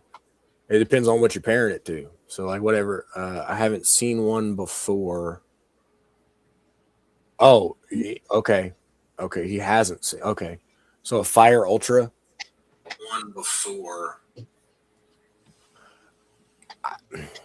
So I'd imagine they've probably put Fire to Ultra Male. I would think so. I know they did DG. But I don't know so much if they got like it really just depends, because sometimes you get head influence, sometimes you don't. So you can't promise that you're going to get influence from that het DG either with it. So True. Yeah, I think True. people put too much stock in some of these so-called markers sometimes. You can have an animal that has no pied markers and it end up pied. right. And there's been some occasions I know of people who got some that have some awesome looking pied markers, but it never produces any. Right. Hey, listen, Big What's Ten, the fun in it? roll the dice. That's the best part. Just make one. Hey, Why not? you might be something cool there that comes out and it may benefit you greatly. Yeah. And That's why you have 2 holdbacks. I mean, in all honesty, right now it's the recessive market, right? Everybody plays the recessive game. So you're working Ultramel and DG both working in that. Those are 2 very sought after recessives. So it's not gonna, even byproduct is gonna play out in your favor with if it's dancing the lines of those recessives. So I don't know what it is. Like, there's still people out there, especially at the expos and stuff, that love like the normals. Yeah. Like, listen, love them. there's a market for it. There's a market for it. Like you said, so like some of our Huffmans, or whatever, they're itchy Huffmans, pastel itchy Huffmans, whatever, mixed with some yellow belly. But they're brighter than normals, but their pattern is kind of normal. Yeah, But they're the fancy ball python. yeah, so, and by all means, like, out of 40 babies last year, we got 2 left. Right. So You can't complain about that. Nothing wrong with it. Nothing wrong not with complaining. I just didn't expect it. it. Yeah. A lot of times, so what I have thought about heavy is will other people appreciate my vision of what I want to produce, right? So I know that, in the chat and you guys and everything like that, you guys appreciate what pairings I got, but you guys can picture it from the breeder standpoint, right? So does that apply to the same pet market, knowing that I have a heavy tendency to lean dark morph? Not everybody's chasing the dark morph stuff because it's kind of scary to kids, especially. So with that in mind, they like to see bright, they like to see color, they like to see that, like, vibrance going on. So I have to keep some stuff around that can make that, right? Or as a byproduct have it. Yeah. I think that our 20, 30-year-old demographic likes the dark stuff. Right. I do. That's fair. Now it all depends. Like, what was it? It was the byproduct of my Ultramel, the leopard. They were leopard, had Ultramels. Yeah. They didn't care about the Ultramel at all. It's that dark leopard pattern. Yeah. And they like hotcakes. And leopard's technically a dark morph. Yeah. So that's why I have it. I was saying. My thing was, okay, ladies, y'all love leopard. Y'all love leopard print everything. I got you right here in a snake. Come get it if you want it. That's a good sell. That's a good sell. And it worked. Some of them, they got gold. Hey, you like to take pictures, put on that leopard bikini of yours and wrap that snake around your neck and go on stage, Oh my God. Not this year. Oh man, he's talking about that Satchmo. Yes. Oh my gosh. We were talking about that last week. It was awful. Oh gosh, it was bad. It was so bad. That's something you can't get out of your head. Yeah. But I think I'll always end up between Huffman, DG, Ultramel, and now once VPI and TSK, and now Puzzle. Yeah, I got quite a bit of Puzzle. Like, and didn't even mean to, but I couldn't pass up. I got some Het Puzzle, Het Hypo up here. I got Orange Dream Puzzle. I got OD Pastel Het Puzzle. Double Het Pastel OD double Het VPI Puzzle. Okay. So it's but I couldn't pass up the deals. The prices of them were Good. Yeah. People have treated me absolutely well, and I thank God for them because, Right. you know. Well, and I know that right now the market's kind of volatile a little bit, right? So it just takes one like tick mark in one direction or the other for things to kind of really get, the bottom to fall out of a project or for it to just boom like crazy. So when you think like how long is this going to hold long term? Most of the time they really don't. Certain projects don't hold long term. So you catch the deals where you can 100%. And it's good to know that there's people there that like, hey, I know who you are. I've seen you. What you do for me, I'll do for you. I got you. Exactly. And that's what keeps the community strong.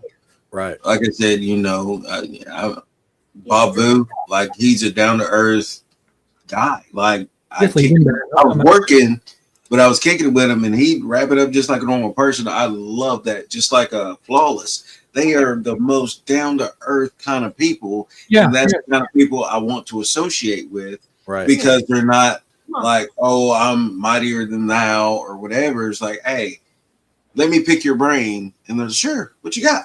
And they'll talk. Yeah, Will and both are great people. I did buy some, yeah. I bought some stuff from them, but the wife has talked to Audra a lot about the crested geckos and things. Yeah, she told me a lot. And awesome. Just been so helpful. No, don't do that. Don't go down that one. Been so helpful. He got into the hole on me. Now he's going behind the chair.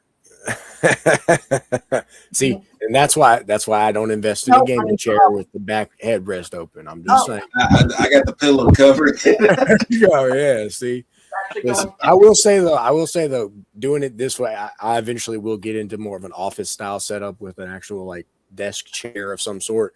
But right now, like this works. But by the time we get done, man, I'm burning. My back is burning. I'm like, oh my God, I have nothing to like lean on or nothing. Oh, I bet. I'm like, I don't, and I like to slouch. I'm a big sloucher. Like when I drive, I'll like lean back real hard, and when I drive and stuff, I'm telling you. I don't have nothing to lean on. Hello. There you go. Come on. And I've been battling some sickness myself personally, so I've been dealing with that as well.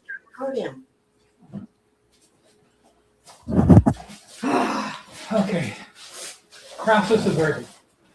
Crisis averted. Nice. Uh-oh. At least all the ugliness ain't there now. All right, G-Paul. There you go. That was great. I got you. Mm-hmm. Yeah. So, look, listen. Sorry to interrupt, guys. You're good. You're good. Yeah. Get out. You made G-Paul make fun of me. Get out. I think you do it on your own, babe. Yeah. Hey, I'm uglier than hell, so it's all cool, man. I'm not gonna say it out loud. See, listen, we're all up, right? We're all up, right? That's what it is. Now, did you spray her today? Not today, no. I was just starting while talking. Good to see you, Dambala Exotics. What's up? It's awesome to see you in there. Is that Mrs. VPI over there? She is so fat. No, that's a Huffman. That's Pandora. That's Satan's snake. She is my itchy super pastel Huffman hypo. I'm shooting for a world's first this season, so we'll see. Okay. Respect. Nothing wrong with that. Chase what you like, and that's what it's about. Right. We shooting for it. Appreciate you, Big Ten, for coming in.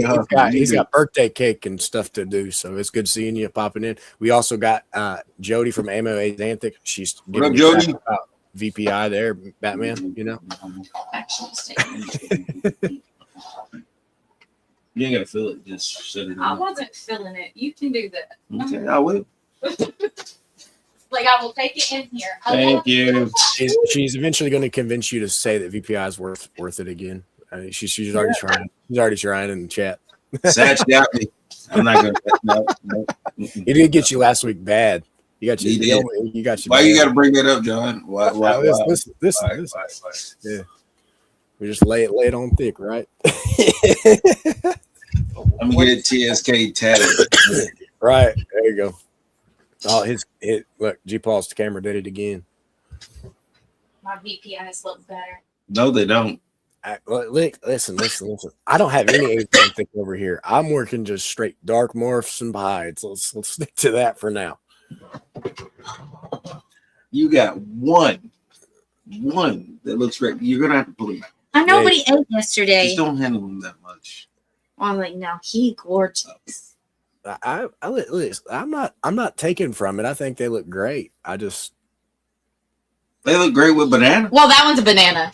Well, yeah. I was like, this one's not a banana, but she's still pretty. Hello. You see how you're so unenthused. Yeah. I think she's gray. I was like, she's very gray. I got you. Now Batman's on top. Yeah, there we go. Rotate it. We switched around a little bit. I'm not demoted. Something with that mic, man. I don't know what it is. It like glitches your system or something. I don't know. It was. I touched it that time, and it's what happened. Yeah, that's odd. Oh, you put it back up there the way I had it? I'll make sure I don't touch it. I'm telling you right now, though, Batman, Jody's gonna work you down. She's gonna start sending a bunch of pictures, and you're just gonna be like, "Oh, that looks nice," and she's not even gonna give you no context. But fine tooth comb. I'm gonna get a magnifying glass. if you know anything about Jody, she works the VPI line, right? So you know, like she's trying to get you just by just showing you. It's not gonna happen. Jody can talk that. We got more VPI in here than we got TSK. It's because I sold most of mine. I get it. I was like, Ain't we definitely got more VPI than we got TSK. We That's not just a about to tell Professor Jamie. Yeah. Just You better get Jamie number. Yeah. I'm not doing it. No. buy up. Well, she got the TSK stuff, man. She get you right. See, I can deal with that. We can run that all day. Yeah, She's also got that dark phase pastel, and if she can get them together, that'd be cool. Yeah, she's Okay. got one that a pie that has turned almost completely black. yeah.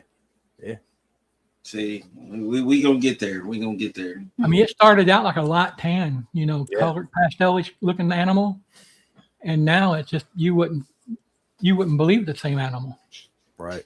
Yeah, they definitely change up. That dark phase stuff is wicked. It just bypasses the brown altogether and just goes immediately to the just right there in the dark phase stuff. It's awesome. We have some dark morphs. We do. We got some mahogany. We got stranger. You lost me. You said mahogany. Hey. The mahogany vanilla. No It's- hate. No hate. Mahogany works. Everybody's like, oh, you're gonna do Suma, right? You're gonna do Suma, right? No. I don't want Suma. I don't want super mahogany. I want dark morph to dark morph, making really dark snakes and not have to super form, right? That's my goal. But to each his own. Like, one of these guys is like Suma Jet. pies do look really cool. Know who I'm not it gonna is. lie. I've got one mahogany girl, and she's coral glow mahogany, and it looks pretty good. It No, probably that's like pretty met freaking wicked dark, purple too. when it Oh, was baby this too. is black pastel fusion. She's almost total coral glow though. She got a Right. mahogany spot on her head Yeah. and a few. I think Coral Glow Banana should go through in a lot of different things. Our blackhead HRA fusion is dark. Well, yeah, dark. she's a blackhead. Yeah. Yeah. Yeah, we got a blackhead HRA fusion and we got a black pastel fusion, red stripe, yellow belly that are both super dark. Hey John, I got a question now. Okay, What's I up? wonder if they pulled that do rag off of that's a gray head. Oh, so But He it's not fully gray. a He, little he bit up on said, top. he said, I've Got a little earned bit it. down here too, G-Bo. It's okay. He earned it. As long, listen. What I tell everybody, I will have a full head of gray hair before I go bald. I don't want to go bald. Not yet. That's what's all back here. I got you. Now, not saying I can't pull off the bald head because I do have like a very large head and it might look okay, but preferably if I can keep a head of hair, I'll keep a head of hair. Yeah, it's a He's vanity keeping his thing. head of hair. You know, Under this. Ugh. Till it's retwisted. Next week, y'all can see his hair. It needs a retwist. You need a retwist. yeah. Listen, I'm about due for a haircut myself. It's all good. I Me just, too. You getting about that far from the eyebrows yet? yeah. Listen, it's not even this part that's bothering me. It's the sides, man. They start growing up and hitting my ears. I'm like, nope, get it on, gone. That's actually why I keep my hair up in these things to keep it pulled back off my ear because they're like the little frillies will. Yes, it rubs you, and you're just like, No. get it off of me. Get it off. Yeah. Of me. Yeah, every time. Well, wait No. about 30 years, John, and you'll have all that shit growing in your ear, aggravating the hell out of you. I'll start yanking it out. Yeah. I'm like, just plucking them things, man. I wouldn't hesitate. I do it. I mean, I do go in there and shave them off and things, but Yeah. you know, during the week you'll be doing something. Oh, right there's one. You know, let me get it out of there. I get it. It's bad for me already. I got to wear earplugs 24/7 at work, so it's like, I'm always. Yeah, already. It always feels like you got something in your ear. Like, Yeah. because you do most of the day. So when you think about like when they're out, you're like, I just don't want to have to worry about it. So anything that brushes them or touches them, you're like, nope. I'm done. Yep, exactly. So yeah, look, yeah. Unlock said the second he went bald, all of his body hair showed up. Exactly, because you don't focus when you have hair on your head. You don't focus on the hair on your body because you got hair on your head. Second, you got to focus. I'm in my 40s and I'm practically hairless. Right? Yeah. Except here and here. I wish I could say the same. I wish I could say the same. I feel like so when I was younger, sure, not a lot of hair, right? I couldn't even really grow a good beard at that point. Like, I mean, my mustache was split in two. I couldn't grow facial hair or nothing. The older I got hair everywhere now, man. Like, I got full chest of hair. It's starting to grow some on my back, like my upper back and stuff. And I'm like, this is uncomfortable. I don't like it. Well, you know, it's kind of like that stage Aiden's in. You know, he really wants to shave and get his hair growing stuff, or you know. Yeah. Then he'll realize a few years from now, man, I wish I didn't have to do this every damn day. Right? Yeah. Well, I told him, I was like, man, you know, you're gonna have to start because he already probably could do it again, honestly, because it's already starting to fuzz back up on his face. And I told him, I was like, dude, you're about to go get a haircut and shave your face again. And he was like, really? And I'm like, yeah. I'm like, it's about every other week. You got to do that stuff, you know? Like, and he was like, do you do it that long? Do you wait that long? I'm like, yeah, usually. I was like, if I push it any further, I look like I'm homeless. Like, I look rough. Like, I gotta keep this all, you know, maintained. So, Well, you have to be a cougar bait. Listen. I already got a text message saying I got to burn the shirt. I can't burn the shirt. Carl bought it for me. It was a birthday present. It was awesome. So was it from your wifey or your? I mean, whatever you want to call it. I mean, Yeah. Whoever wants to call it whatever. I mean, it could have been your mama, you know. Right? You know, like right. I mean, but technically, it is fitting. She is older than me, so I mean, technically, it is. Hey. I'm just saying. No hate. She is.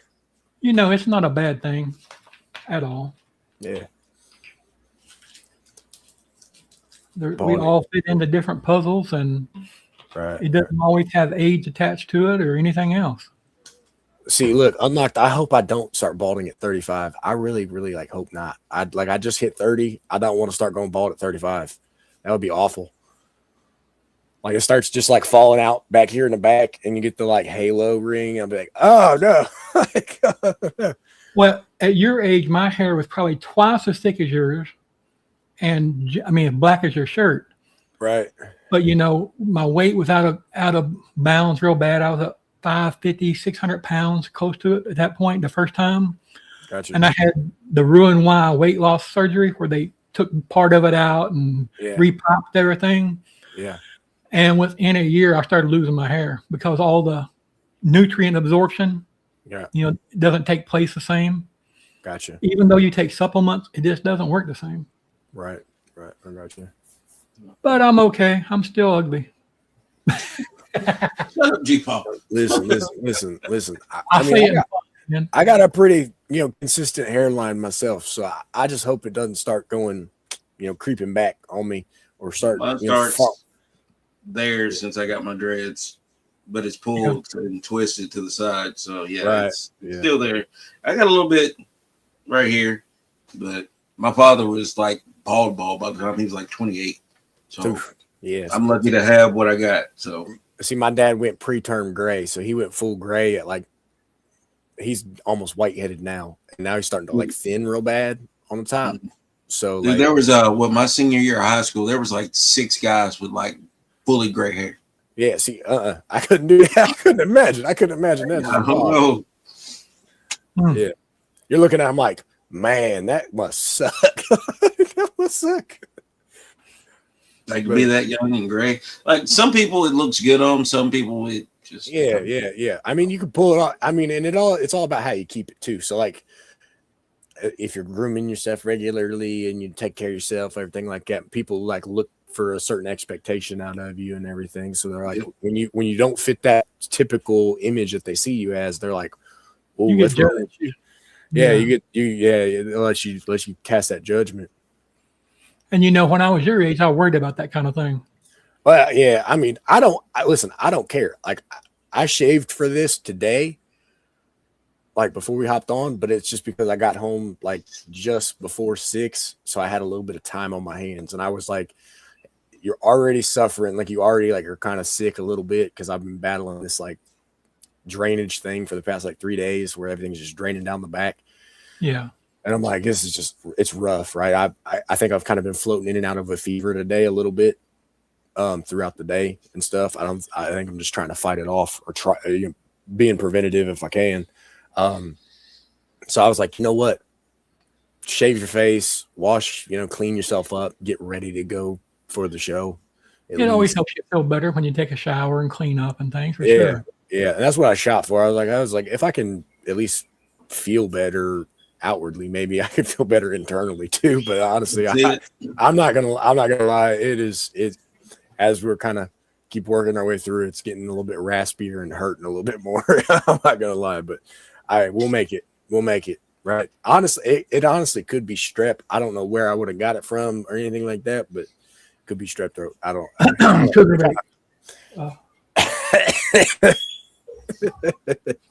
No, I don't think I didn't get it covered that. Did cover that. Oh. That's funny. That's funny though. That'd be bad.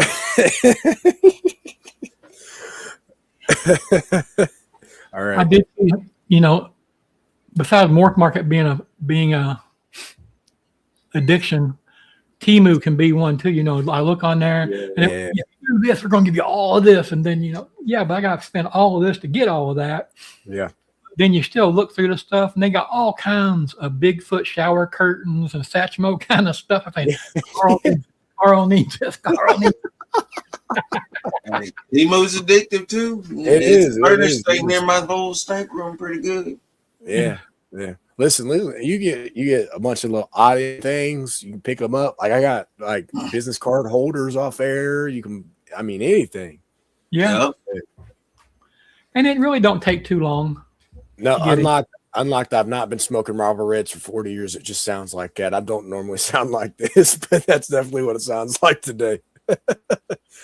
I had one interaction with a customer. They kind of like looked at me like, "Whoa, wait a minute! Like, why is your voice sound like going that?" on? But some of the houses you have to go into might make you. oh, yeah. Well, and so I got like a mild allergy to like pet dander and stuff like that. So like my eyes will get a little watery and stuff. I was like, it does not help. But honestly, surprisingly enough, I didn't have too many pet homes today. I actually had a brand new barn dominium that I went into and installed service in. It was actually beautiful, very, very well built. So, I would love to have a nice barn dominium. Yeah. They had I'm talking the shop on this thing was like nuts, like big enough to fit a fifth wheel camper in, like in one of the bays, and had the clearance to pull it out if they wanted to. I was like, good Lord. It's like, I wish. Yeah. That'd make a great rodent room. Right. Yeah. You have all the headspace. Well, I don't know about, because you gotta supplement heat and cool in there. So, the more vertical volume you have, the harder it is to kind of keep heat and cooling in there. You just build a false ceiling in it. Yeah. Just do like a little drop ceiling type situation. Back on top. Yeah, we lost. We lost him again. Oh, Yep, definitely. I wear Wrangler jeans. Unlocked. That's the only pair of jeans I actually like to fit. You know, I'm a Wrangler guy. Wranglers and Levi's is probably all I've ever wore. Yeah. I'm a relaxed fit boot cut. I'll even wear them with sneakers. Like I don't care. I don't like boot cut. I don't like it tied around my ankles, and I got big ankles. Well, I get it. I get it. You get the straight fit, don't you? Like where it just Yeah. fall straight. Yeah. Yeah, for sure. I get it. No problem there. Yeah, but I won't go as far as to like starch my jeans or nothing like that. I have gave it some thought though. Just people say that it's the way to go, you know, especially for like water repellent and stuff like that. It actually kind of gets the water. Hey, it off might be your worth head. it for that reason. Yeah. Yeah, Carl, play an ad. Yep, go for it. If you're available to run an ad. We're getting ready to get closer to that. It's almost your bedtime anyway.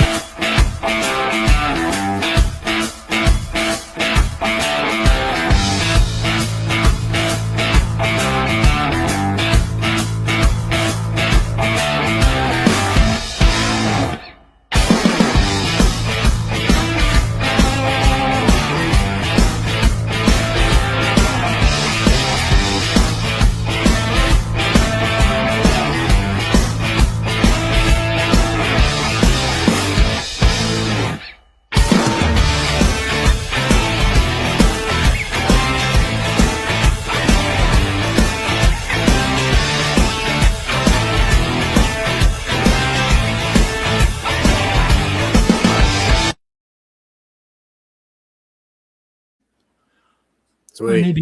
I need to get up with John's creatures. I ended up having to stand him up earlier in the month when I was sick and in the hospital and stuff, and I feel bad about that. Gotcha. Unlock said he doesn't even own jeans. Are you a Florida guy? They're unlocked. Or do you live in a very temperate environment where it doesn't get cold all the time? That'd be great. I don't know. Probably till I was 50 years old, I never wore a pair of shorts. I wore blue jeans every day. Yeah, see, I do that here, even in personal, like everyday wear. Like most of the time, I'm in jeans, but it honestly makes me forget that I have tattoos on my legs. Right. I mean, I do. I forget. I'm like, and I look down, I'm like, oh yeah, I do have a tattoo down there, don't I? Yeah, I've got one on the back of my right calf, but yeah. Gauge your pain level. How bad was that one? The pain wasn't bad. It was just the nerve endings there or something. I mean, it was like almost a constant spasm. Yeah, burning just burns you, right? See, north, dude, it's cold up there. What do you mean you don't own pants? You live in northern. Woo. And you don't own no jeans. Oh my gosh, he lives in northern Illinois, Oh wow. and he doesn't own any jeans. That's wild. That's wild. He's talking like snowsuit. Do you at least got sweatpants? Do you at least do the sweatpant game? You know, on the sweatpant trend. I mean, He wearing them insulated underwear. something long johns. You know, like spandex. You know, the unders and stuff like that. Maybe, I don't know. There There he you is. Told you. Technology hates me. Hey, there you go. Hey, imagine trying to log on to do your show an hour before your show yesterday, and you log into StreamYard and everything's missing. Yeah, it glitches out on you. Yeah. So, None of the media, nothing was there. wow. Yeah. I Listen, Unlock said it best. Calf tattoos hurt. Period. Worst spot. Oh, I didn't think it was that painful. It just wouldn't quit spasming. yeah. Yeah. No. Yeah. Listen. It don't feel good, especially when you have one that's like the size of my hand on the back of your calf. That don't feel good. Well, I've got a probably about that tall. Yeah. See, look, he's talking about it just didn't quit. That's called hurt, man. That's called pain.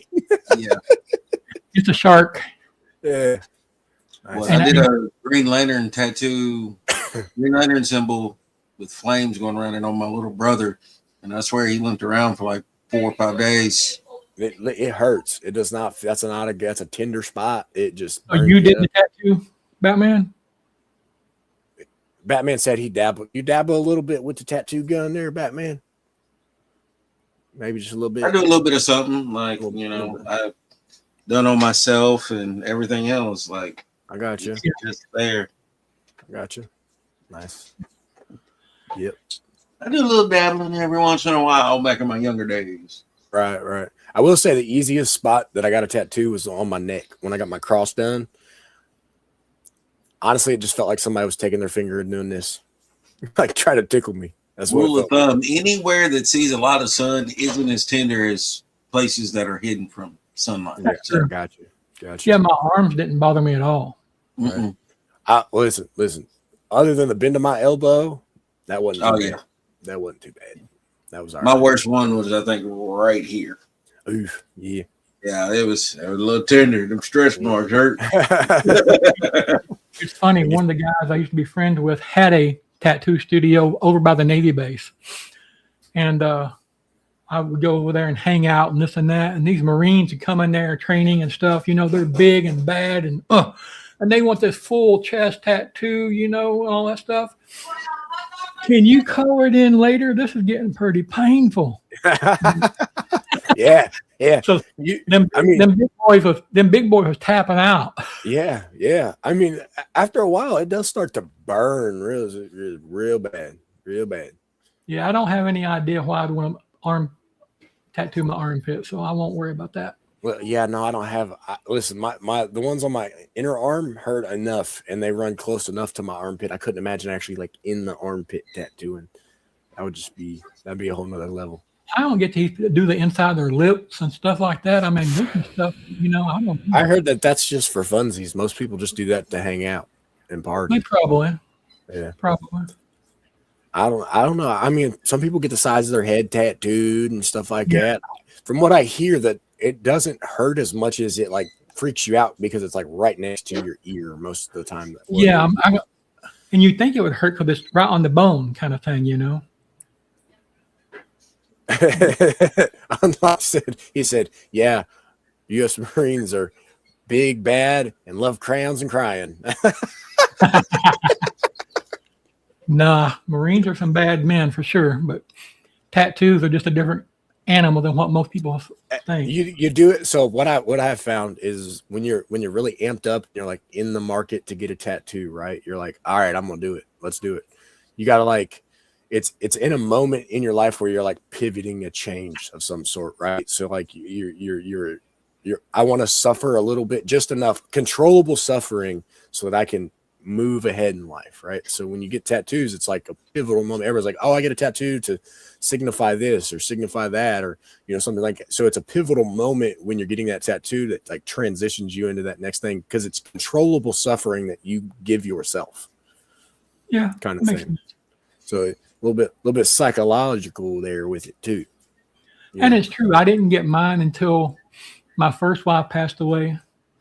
And then after I remarried and things wasn't working out, I was just in a bad place, you know, and I said, shit, I'm going to get some sharks on my arms. It kind of reminded me of, I just felt like I was in a pool of water, if you will, and sharks were surrounding me, trying to eat me all the time with how I felt.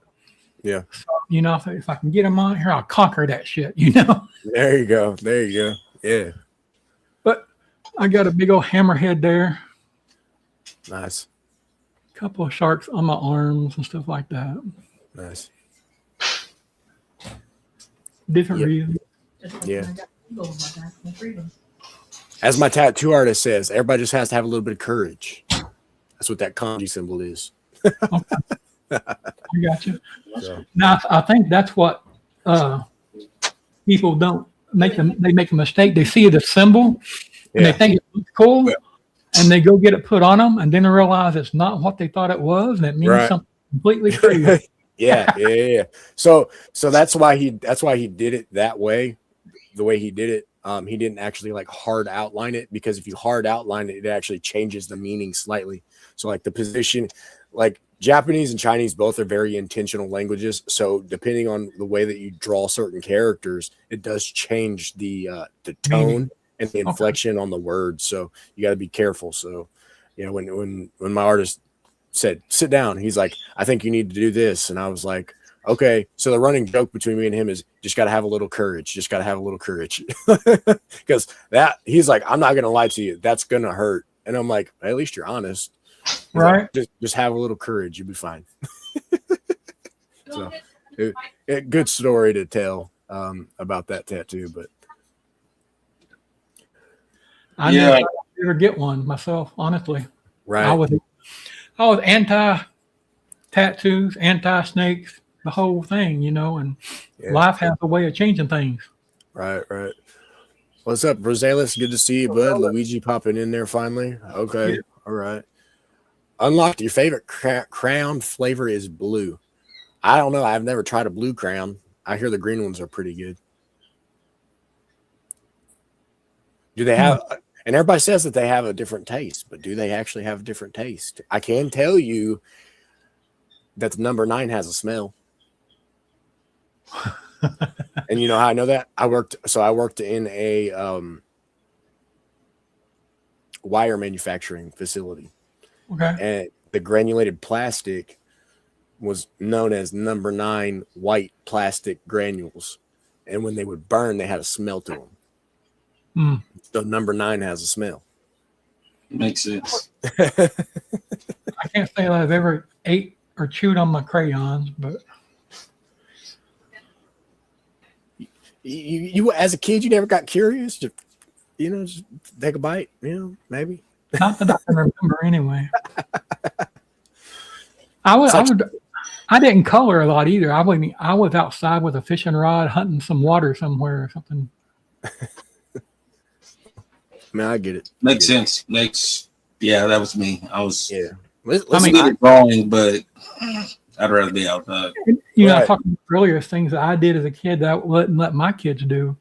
8 and 10 years old, I was all over the mountains in Kentucky and the river, Ohio River, and different things with a fishing rod and a 22 rod over under 410 22. Yeah. And that was life, and it was great, Right. We'd go out, and at 10 years old, we might kill a squirrel or a rabbit, but we would eat that squirrel or rabbit kind of thing. Right. And that was my fun time. What Mitzi say down here? She said she wanted to get something in Japanese, but she was worried that they were going to put something random on her body. Hey, you never know. You need to be able to understand it before you get it. All right. You got to do your research. Do your research on the kanji symbols and know what you're putting on your body. 100%. 100%. For sure. You see those stories all the time where people fall asleep and people put weird tattoos on them or something. Listen, I would be upset. That's why they invented the get what you get, right? It's a little, gumball machine or whatever. You roll with a coin, and then whatever comes out, that's what you put on your body. No questions asked. You just sit down, you get the tattoo. Those are some of the funniest tattoos. I'm just saying. Some of the funniest flash art you could imagine. Oh, yeah. I was in a couple of those. No, it's the other way around. Unlocked. Other way around. He said, "I eat cougars." No, other way John around. trying to say that the cougars eat at the void.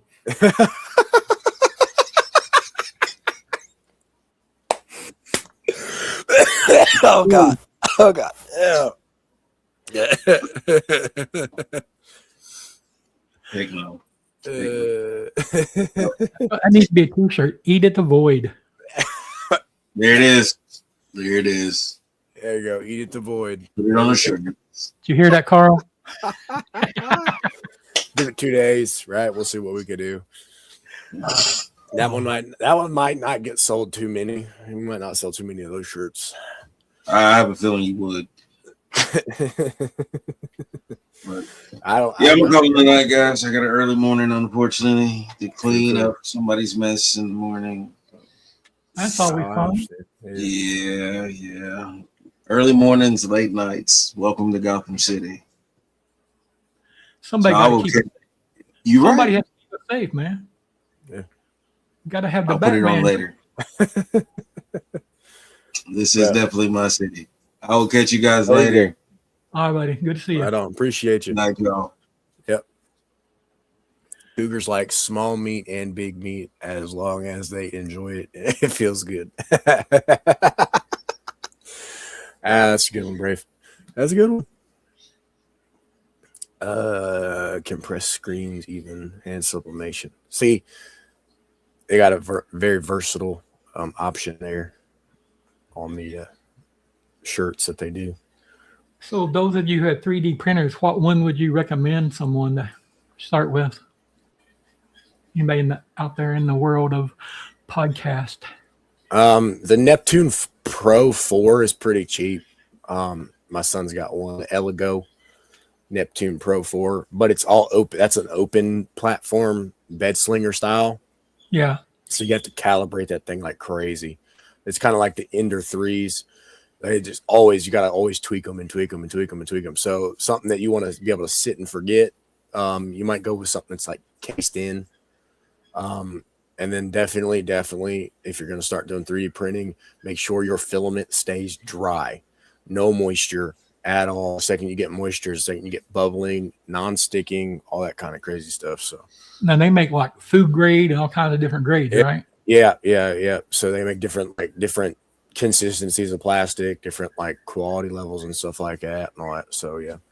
So if you're making deli cup holders or whatever, you want to use food quality? I mean, you can. I mean, honestly, most people just sterilize their standard PLAs and they're fine. Yeah. Yeah. I mean, it's ultimately up to you. It's whatever you would prefer to do. You want something that's either, if you're going to do it like the full dish, you want to make sure that it's not something that's porous. That way the water doesn't soak into it or anything like that. But if you're just like making the rings that you're going to put the deli cups in, something like that, it'd be fine. You want to make sure it doesn't have any jagged edging like on the layers. You want to make sure that your layer height's as smooth of a finish as possible. The ones that Will at the Python portal made for me, and they're awesome. Yeah. He probably has his stuff dialed in like perfectly. See, We even put ribbon forge on the front of them. Right. I trusted a kid to throw some stuff together, and he's all about the fidget toys, like the little trinkets and stuff like that.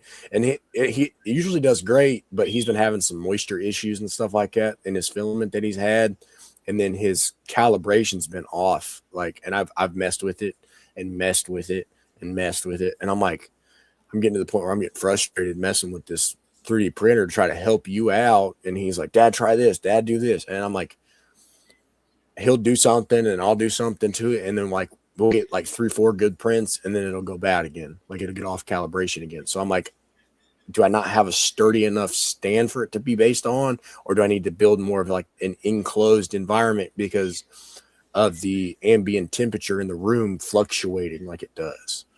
Might put it in some kind of cabinet. Yeah, I might have to go that route. Resin printed. I heard resin printing's not too bad. I mean, you get a lot smoother of a finish on the resin printing stuff. So I'll give you, I think I mentioned it before, you know, if I stay the path I'm on now, I'll graduate with my cybersecurity degree in the spring. Nice. But I'm really thinking about calling the advisors and talking to them about changing to more of a biology-based program. Okay. To learn more about genetics and reptiles and things like. We don't have a specific degree for that at the local college, state college here. But I'm sure that we could make it heavy on that side in biology and, you know, chemistry and genetics and things. Right. I like the cybersecurity, and I'm sure I could still make money doing that. Yeah. The snakes is where my heart is right now. Right.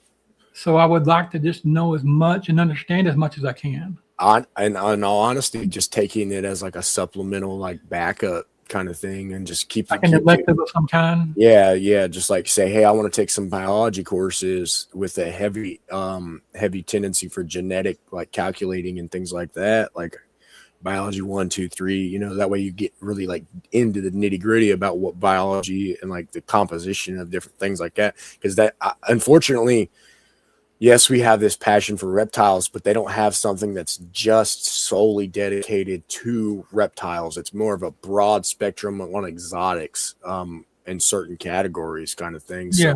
you don't get that like deep dive into just reptiles is on the college level. I don't think so. Yeah, I think you probably have to work at a zoo or for some facility or something like that to really get that training, I guess. And Right, knowledge right. passed down that's been learned and things like that. Right. Yeah. But the cybersecurity stuff's nice. I mean, it does put you into a good spot for being able to help out with app development and stuff like that. So as the Well, there's so many nature- things so many different routes that it'll take you. yeah. You Yep. know, the boy was in the Air Force and did cybersecurity there. His first job in cybersecurity after graduating classes and tech school and that was at SOCOM guarding the nuclear codes. Okay. I think so. Yeah. He went from that, and now he's working. I forget what the wife said it is. I never can remember. He's retired. He's not retired from the military. He departed from the military. Worked for about 2 years at the same job in the same place as a contractor, and then some generals was hiring for a position that required a college degree and this and that. I think they wanted a master's degree, but his recommendations got him that job. Nice. And he's living on the easy street right now. Yeah. Right. Yeah. I guess to sit back and tell other people what to do kind of thing. So yeah. You get to a place of power based off of, and I fully wholeheartedly believe if you have good merit in your entry level position, it gives you leverage to those higher executive positions, because a lot of those higher executive positions are handshakes, right? It's who do you think would be able to fit this role well? So with that in mind, a lot of it's hey, this person, even though they might not have the base level of experience that you're asking for, they know this job and they can help delegate others. I see the wife put in the comments that he's an executive communications engineer for these generals now. And and that's exactly what happened with him, because he's very picky and peculiar. That's why he wanted to get out of the Air Force after 8 years, I got you. because he thinks you ought to follow the rules and do things by the book. And he doesn't live well when people don't do that. Yeah. I get it. But yeah, that is cool. Unlike I said, if you're smart enough to test high and you get a good, Well, that's what happened with David. He went in. His intention was to become a K9 MP officer. Oh, okay. That was his goal. He was too smart for that, wasn't he? No. What got him is, and it was a blessing really, because when you consider transferring it to a civilian job, he could have got a job as a police officer somewhere, Yeah. state police, whatever, but not going to have a lucrative career Right. financially as, say, cybersecurity. But Right. he, on the hearing test, he scored 1 point too low to qualify for the job he wanted. Gotcha. So, they gave him a big list and let him choose, but I recommended this, and that's what he took, and it's doing well for him. That's good. That's good to hear. Yeah. See, and so, from what I hear, I hear both sides of the coin, right? So like Unlock said, they chose for him, right? He was smart enough, but they still managed to choose for him what they felt was best. I've heard of a lot of times that's the situation for some people, where they're like, this is your job. This is the only job we want you for. This is what you're going to do. And then other people like your son got to choose. He got a big old list. Hey, pick what job you want. Which one do you want to take? And another thing that happens is when he got to tech school, he went in with 30 people and 6 of them made it out. Yeah. And those that didn't make it got assigned to kitchens or whatever was needed. They got dispersed Right. into those fields, kind of thing. So Yeah.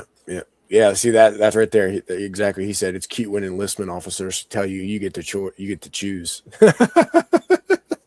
I Well, would say, I, and I, I think, he, all the enlistment officers or personnel has served in the Corps or in active duty things. And right.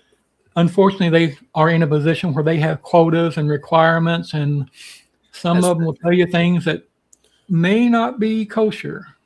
Well, honestly, he said it best. He said Marines don't let you choose. Well, and because you're soldier first. That's Right. That's what You're a war machine first. Yeah, you're a war machine first. So I mean, at the end of the day, that's yeah, and you're right. Absolutely, lying's never okay. But I'll be the first one to admit that when I'm still young enough to remember high school pretty vividly of all those enlistment officers coming through the school and offering this and offering that, and they show you their slideshow PowerPoints of like, this is what I was like when I went in, this is me now, and everything like that. But they don't tell you the nitty gritty when they get bad duty station. They don't tell you when they get bad contract, when they don't get offered the bonus on reenlistment, they don't tell you about all the bad stuff that could happen. No. And I mean, and it's always smart. They're going to show those films of fighter jets and fighter pilots and airborne rangers and this and that, because that's exciting and it's what people want to do. But you can make a great career doing anything in the military if you stay your time in it. Yeah. I mean, if you put 20, 25 years in and retire, if you go in at 18, you put 25 years, retire at 43. Right. You can come out and do be all right. Another career of whatever. Yeah, that's wild. You lie about health stuff and got you in trouble. Well, they shouldn't do that either. No, by no means. Yeah, it definitely. It was something that was like high on my radar as potential career path, but I ultimately, I went ahead and went to college and everything like that. Granted, life changed for me, but if I was, actively going to, go with the intent, same situation. I would have done my best to try to test as high as possible, so I would have a choice in the matter on what I did. And like you said, you could turn a career out of it, and that's what everybody, like all my family members that were in and that served and everything, that's what they told me. They said, go in, put your time in, ride a desk for 20, 25 years, and call it done. Because he said you can check out at 40 and be sitting pretty. And unlike Mark says, and he's right, infantry doesn't translate well to civilian life. And that's true. I mean, unless you want to come out and go do a contract security overseas or things like that, it is pretty limited. Yeah. And it's pretty dangerous when you get to that point too. Right. Yeah. Well, I mean, limited translation, right? So like, you being the boots on the ground infantry guy, you be a great, enforcement officer, and like you said, private security for certain, organizations and stuff like that. It translates there because, you got active situations that you would be very well applicable in, but very not, not great for if you're wanting to work, ride a desk for. Yeah, I think it would just be, there's a big difference when you're in the military in a combat situation as a soldier than and you have a group of men you can trust and believe in and women to support you. But when you're working private contract things overseas, that gets a little hairy. Right. They don't, well, I mean, I could see that point too, making bad cops. Yeah. And you think about it, and I heard John at Mission Morse with an H. Yeah. Talk about it. I've got family in the military. I've got family who are police officers, and I think police officers probably have a tougher job mentally. You think about if you're a deputy sheriff there in where you're at in Indiana, and you get come up onto a car accident or whatever there in your town, and it's somebody, it's your kid, or it's your mother, or it's somebody like that that's in a bad way, or maybe they're having some mental issues, you have to deal with that. At least I translate it from me, it would be harder for me to deal with that than overseas in a war. You know who the enemy is. And as a police officer, you don't always know who that is. Yeah, I mean, but from what I hear, you don't necessarily know who your enemy is over there either. Well, sometimes it's everybody. Yeah. So it comes down to morality things, you know, where does your morals lie? You know, I mean, And it's one of those decisions, you know, I'm not going to sit here and act like I know, because I don't. I can only imagine being a soldier in a war zone and knowing that this kid may kill us all if I don't take him out. yeah. It's not a decision anyone should have to make. Yeah, no. Especially not at 19 years old. You Right. know? Yeah. Unfortunately, it has to be made sometimes. Right. But cool. All right. Well, we are coming up on that almost 2.5 hour mark there, G Paul. So let's kind of wrap things up. I'll give you the floor for final woosah, wussahs, you know, anything that you'd like to kind of leave everybody with. Hey, just be kind to someone. You know, same thing I'm always going to say. Be kind to people. Look for someone who's hurting. Give them some encouragement, kind words. We had a lady on a bridge here in town a week or two ago going to jump. And, you know, a passerby spoke some kind words to her and got her down. You know, you never know whose life you can change with a smile or just being kind. So be pro-kind, I guess is what I'd like to say. Yeah. Awesome. Well, appreciate you coming in, G Paul. You were a great help to the show this evening. Thank you for, you know, filling in where, you know, obviously Satchmo got called into work. He's been working this whole time, guys. Big shout out to him for keeping the water treatment facility rocking and rolling for us Indiana boys over here. You know, we like our clean water. So thank you, Satch. As always, thank you guys in the chat for giving us all the comments. Thank you guys on Instagram, everywhere on all the platforms. Definitely Big Worm. I hope to feel better as well. Hopefully in the next couple of days I can kick whatever I got going on with me. So we'll see. But we love you guys. We love all the support that you give. Hopefully we'll catch you guys in the next week coming up. I don't know exactly who we have coming up this next Monday. If we run an open panel again, feel free to hop in, ask us for the link. We'll get you guys figured out. Hop you in and we can do some cool stuff. Or if you guys would like to tune in along with a guest, by all means, pop in. We don't mind at all. You guys know how we are. We love doing what we do. We love having this community. It's a good way for us to all disconnect from our day-to-day and connect with all of our people. So, again, thank you guys. We're on call tonight. Everyone have a good one. And that'll do us for the evening. So, we're out of here, guys. See ya.